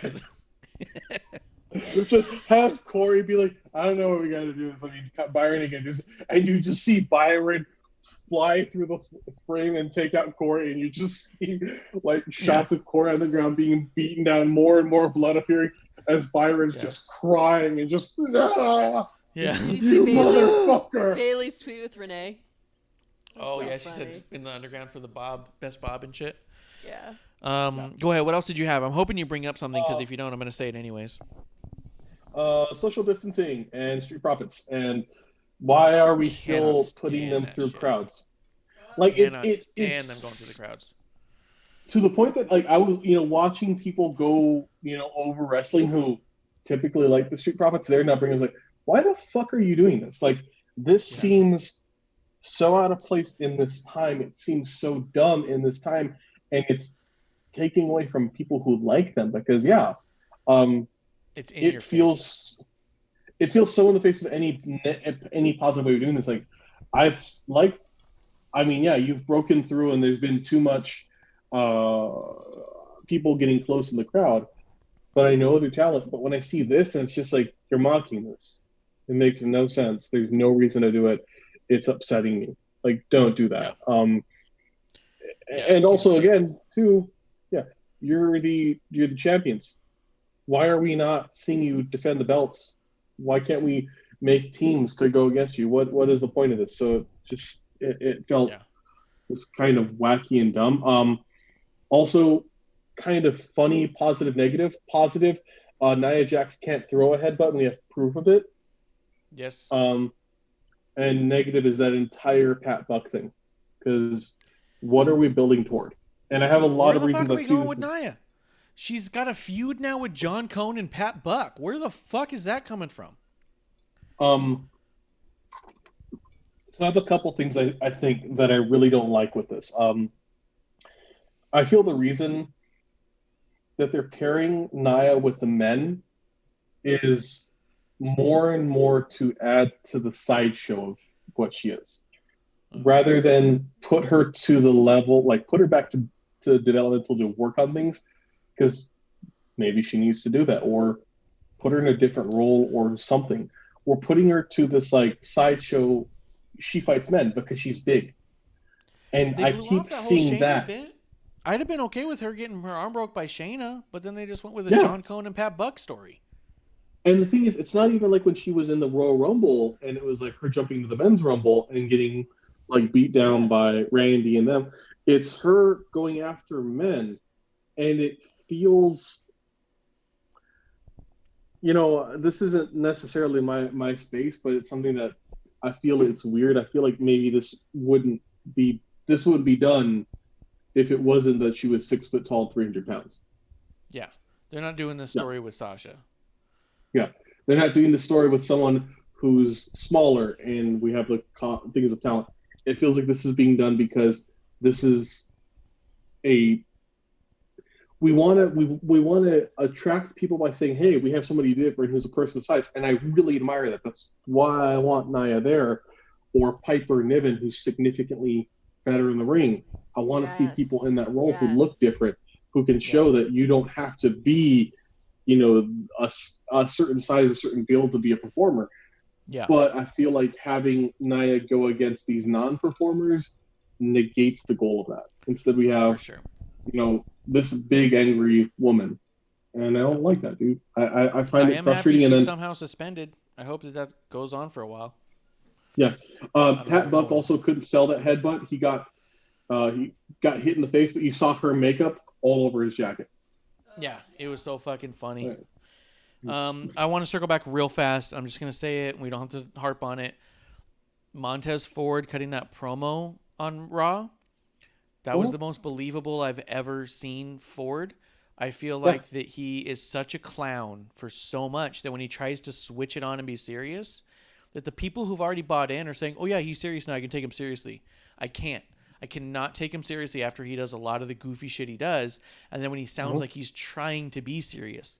He came off very legitimate in this one, and for the first time ever since I've ever seen the Street Profits, I believed what he was saying, and I felt like, oh shit, I need to see where this is going. So props on him because I know I've been really hard on him. I've not taken it easy on the Street Profits at all, and I think I'd be remiss if I didn't bring up a fact that they did something that I felt after all the time I talk about the yeah. stuff that they didn't. It wouldn't be fair. So in all fairness, that promo last night was a huge sign of, oh, there might be something here. This guy could be something special. I might be late to the party, but I feel like that, you know, he put on a different level performance last night to me. And I I think don't know he how I feel has about the whole to. poisoning thing, but I'm Yeah, here to watch how it plays out. like, yeah. No, I was happy uh, to see how I liked Bianca Belair's thing. yep, I I liked like this that. promo.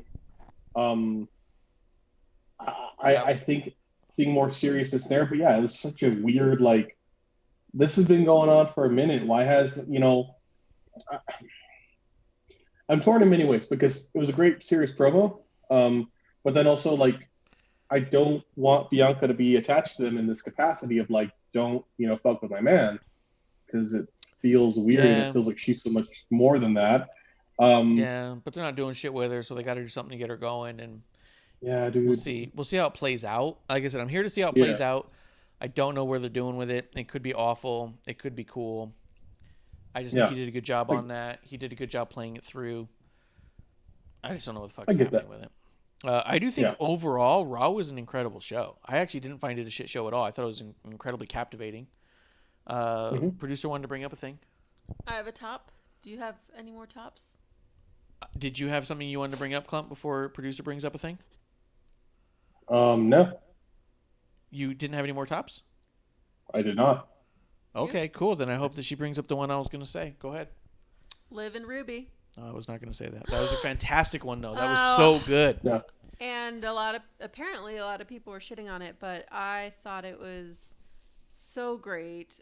I mean, maybe it's because I'm a Ruby fan, but you've got the past of, hey, are they friends? Can they become friends anymore? Are they gonna tag?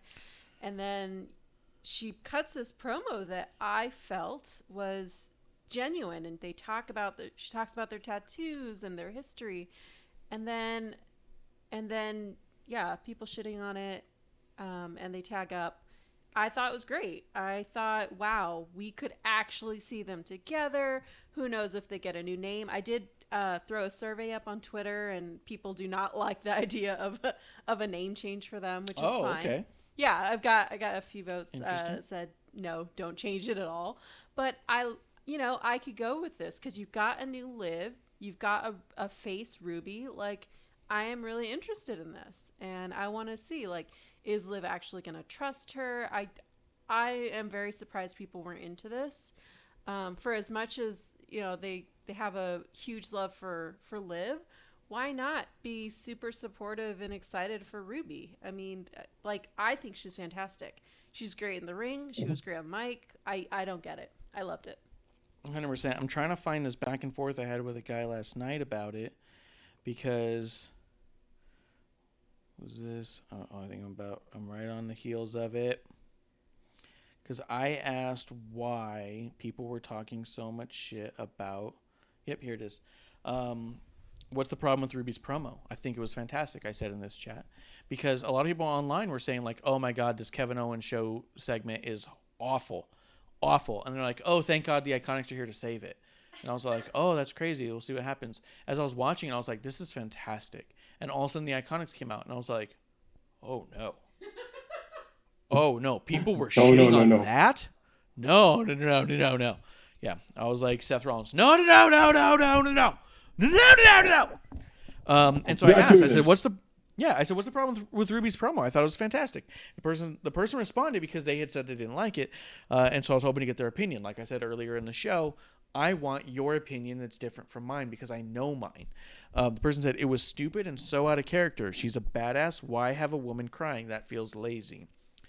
My response was, it seemed like she was getting really personal and turning face, being far more introspective than she's come off of in the past. Also, she's not less of a badass trying to make amends with Liv. She still took no shit from the Iconics. That's how I felt about it. Was she got really emotional? She got very personal. Being emotional is not weakness necessarily. She's trying to create that bridge with her and Liv because she feels a certain way about her current run. I feel like it would be lazier to pretend she hasn't been on a losing streak. Ruby's character has every reason to feel introspective and to feel lost and to feel the need to regain the kinship with her best friend who's still here because one of her best friends is gone. Even more reason to be more introspective.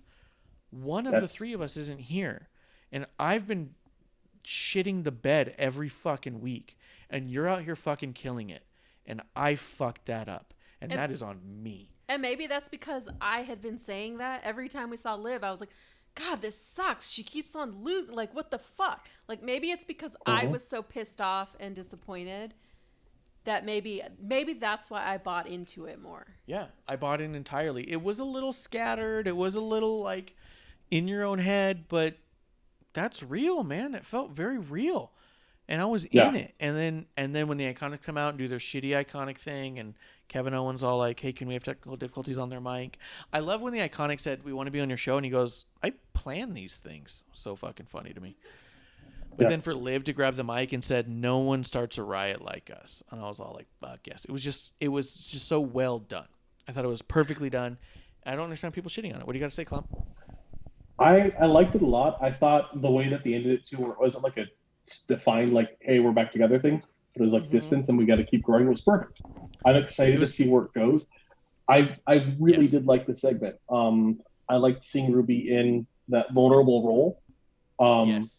And I agree with you, in this very hyper kind of masculine space of wrestling, it was cool to see a space of emotion like, I'm sorry. And I thought that was more, that was a rougher thing to do, something that was more important. And, I did like the Iconics coming out because I like the Iconics, but I felt here it was a good foil for them. And that was what they did, is they drew heat like crazy.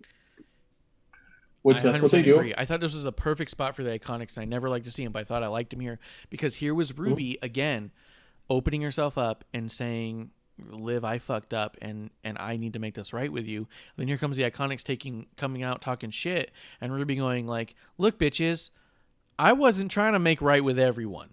You know what I mean? Like, I feel bad for my friend, but I feel like I'll break your face.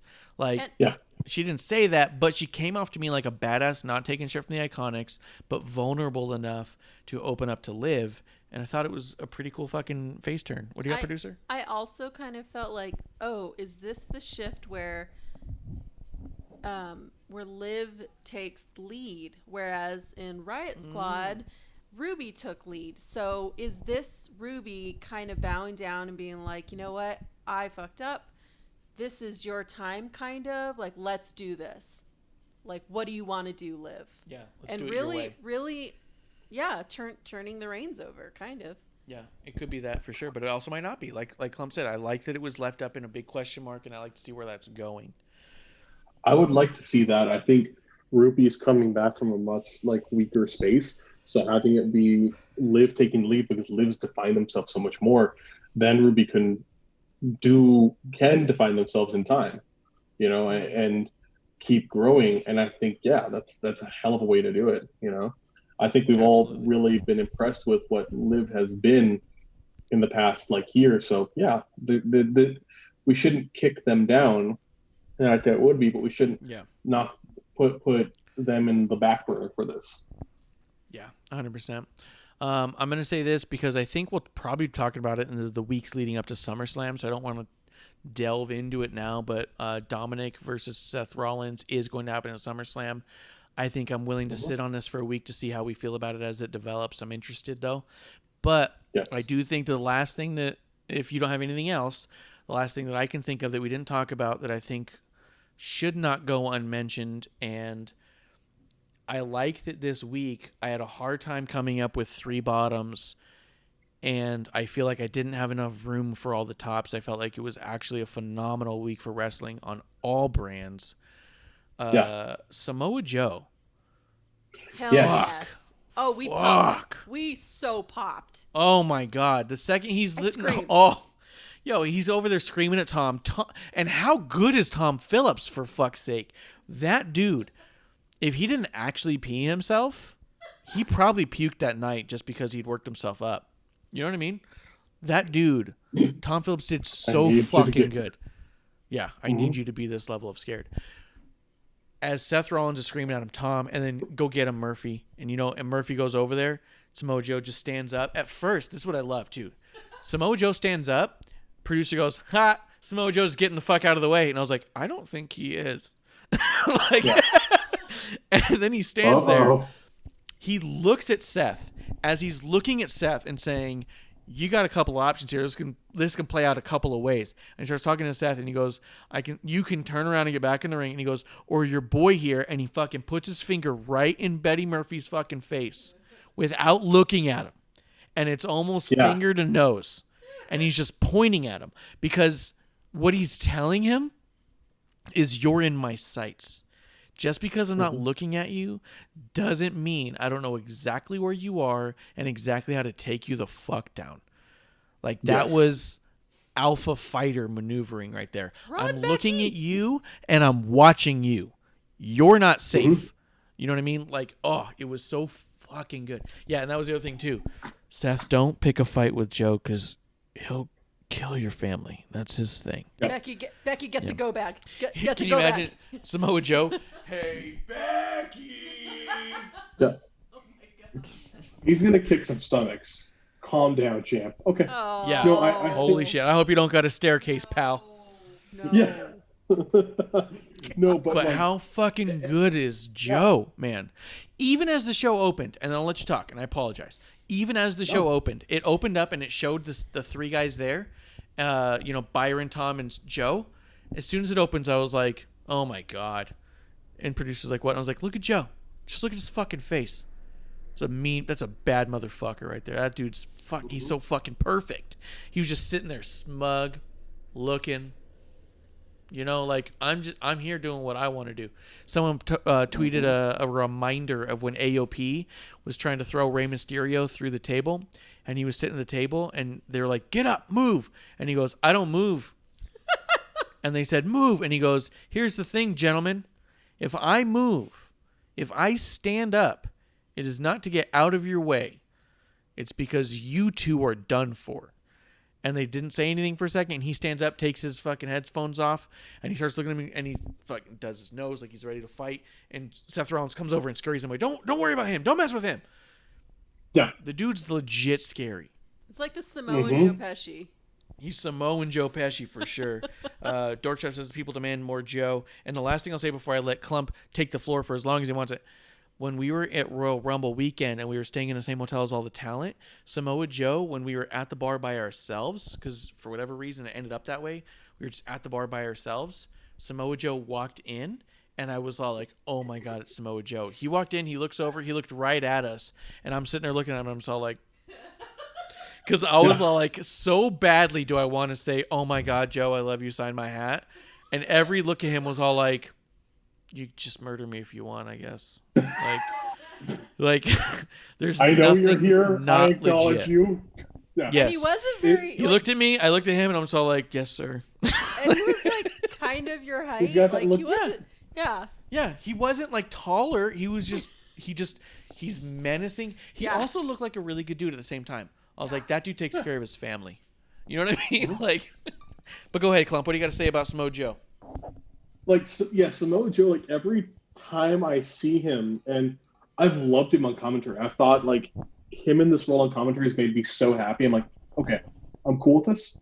You are the best commentary person that they have by far. Great. But then seeing him standing like, oh shit, he can still do things. Yes, because he's like, and he has that menace to him. He has that scary feeling. And I think at this point, when he did this, I was like, you know what? I'm cool with Joe in WWE for a while. I was like, man, I'm fucking pissed he didn't get a title run. Yeah, he's been scary and menacing, but I feel like he could have done more. And then when he did that, I was like, fuck it, I'm cool with what he's done. I'm happy.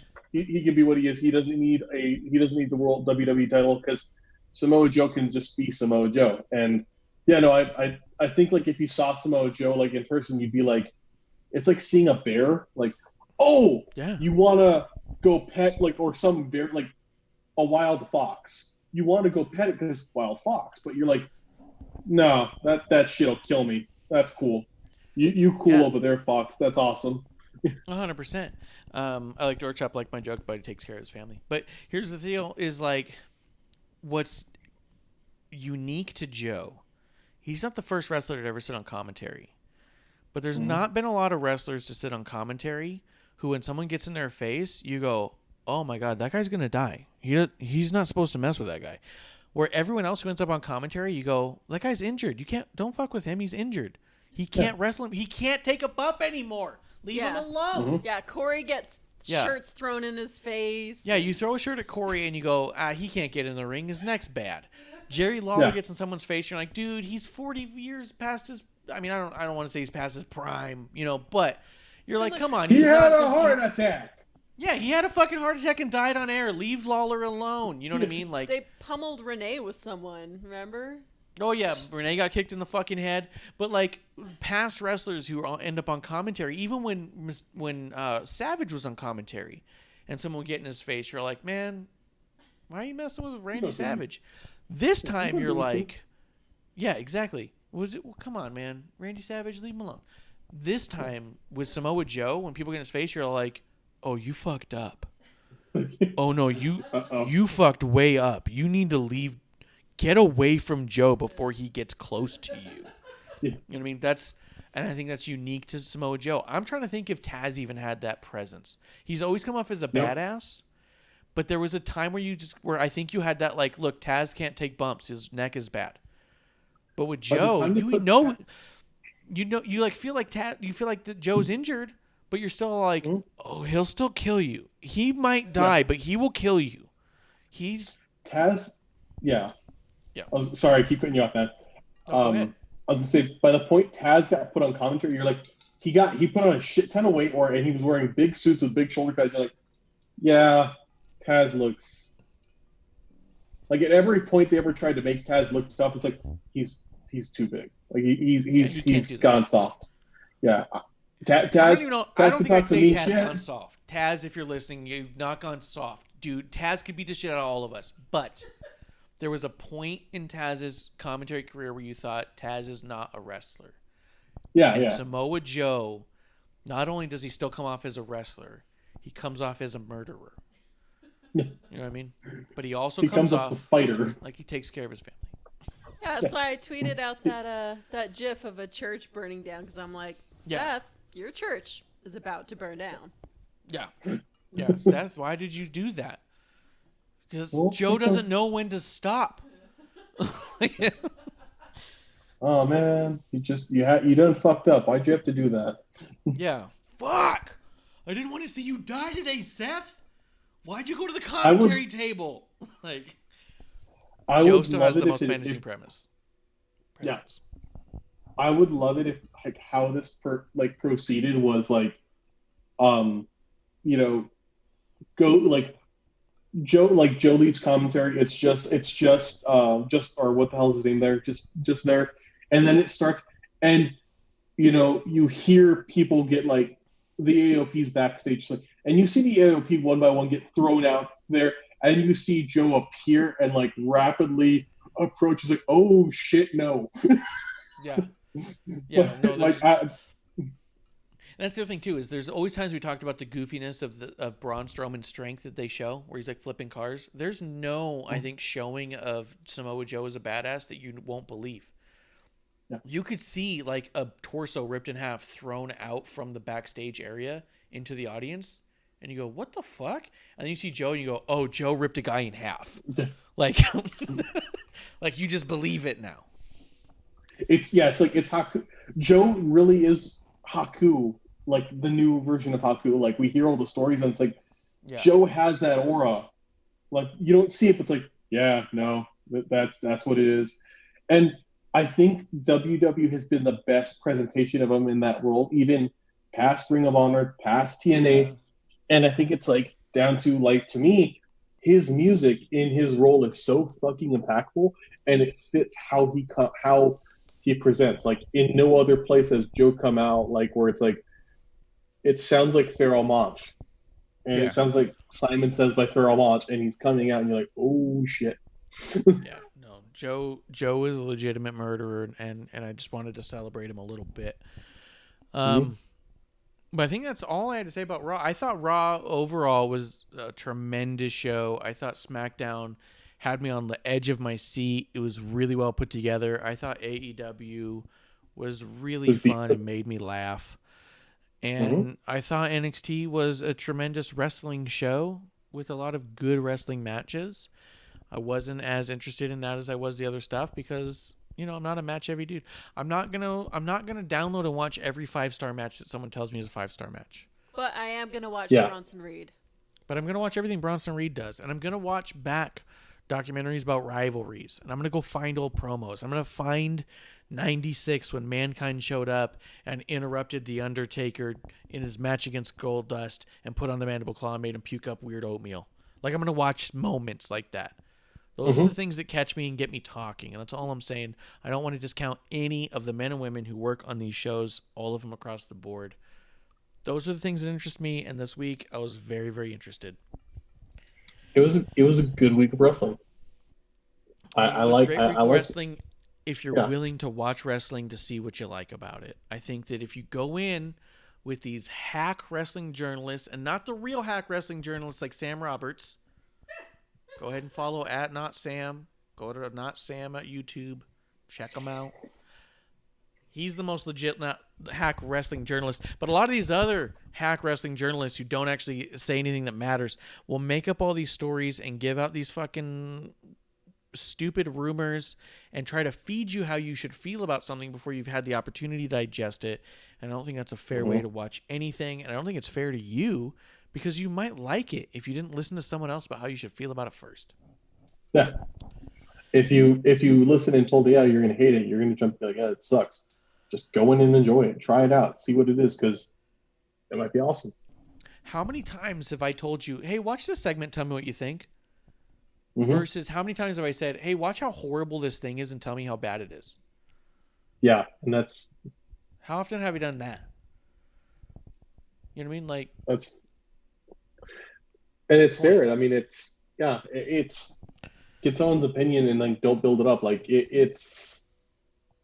you're gonna make it a shit show. You're gonna make it like, why would I want to watch that? You know, there are train wreck moments, but you know, sometimes we hear these, and a lot of times I find that they're not nearly like something annoys me. They're not nearly as bad. You know. oh yeah, absolutely. I even we'll wrap up the show now. We'll get to last call. I'm just gonna throw this out here. Is I started a fight with Meltzer online, and he didn't take the bait, but he tweeted out, "What do you think of the weird fake MMA fights on Raw tonight?" I didn't like his wording because I didn't think that was a very journalistic way to ask somebody what they thought. I thought that was a very leading question, and I thought if it was in a court of law, someone would have objected. So I retweeted it with a comment, "What do you guys think of this stupid biased views of this, quote, journalist? See how verbiage can be leading?" Because I think that it's an irresponsible way to try to tell everybody that you're the most authentic wrestling journalist and that your opinion matters. However, you're not willing to listen to someone else's opinion. And at the end of the day, I know we harp on it a lot. We talk about it almost every week. The point of our show, the point of this discussion, is because I want to know what somebody else thinks. I know what I think, but I also want us to understand why we both think it. And I think that there's more room to enjoy what we love even more if we can see it from multiple sides. Clump, was there anything else you wanted to say? I think that's a great way of putting it. I think that if you are stuck in people telling you that this is shitty or terrible, then you're going to have trouble finding things you like. Because, yeah, we hear these with these wrestling journalists, they talk about how wonderful and fantastic certain people are, certain promotions are, and I feel like the focus is away from the big guy, but sometimes the big guy does a great job. If you may think it's great to buy this weird organic Coca-Cola equivalent from Whole Foods that costs $5 a can. It has natural sugar, and it's made from all sorts of fun, magical things, but it tastes like dog shit.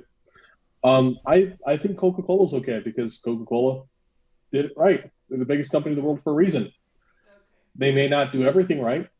WWE may not do everything right, but if they weren't good at what they did every once in a while, more than 50% of the time, we wouldn't be watching Raw. We'd be watching Nitro. They're number one because they've been producing something at a number one level for quite some time, and it's not fair to shit on everything that somebody does. The same way you don't want people to shit on everything that you do every time you do a thing either. At the end of the day, we're all here because we love wrestling, and the best way to love it is by understanding why someone doesn't like what you like and why someone likes what you like in a different way, because then you can really get to like things on a larger level. You can almost get the bouquet of loving wrestling, if you ask me. I think that's last call. I want to give a big shout out to Dork Chop, Dork_Chop on Twitch. Woo! Really awesome. He came through. He's always showing us love. He's been modding our chat, which is great because I've had 2 mods since the beginning who have done less than he's done in 1 week. If you guys are watching, I hate you guys, but there's no way you're watching. But huge shout out to Dork Chop coming through, talking the news, talking AEW, talking about what he knows about, and then letting me and Clump rant and rave about SmackDown and Raw, because this week was a great week for all of wrestling, and all these people shitting on it just didn't get it, man. So cheers to that. Check us out, WrestlingOnTheRocks.com. This week alone, I believe, summertime is the promo code, ProWrestlingTees.com/WrestlingOnTheRocks. We try to make it easy to find us. All of our links, WrestlingOnTheRocks.com. That's last call, guys. Thanks for tuning in. Like, rate, review. We'll see you guys next week. Cheers. See you guys.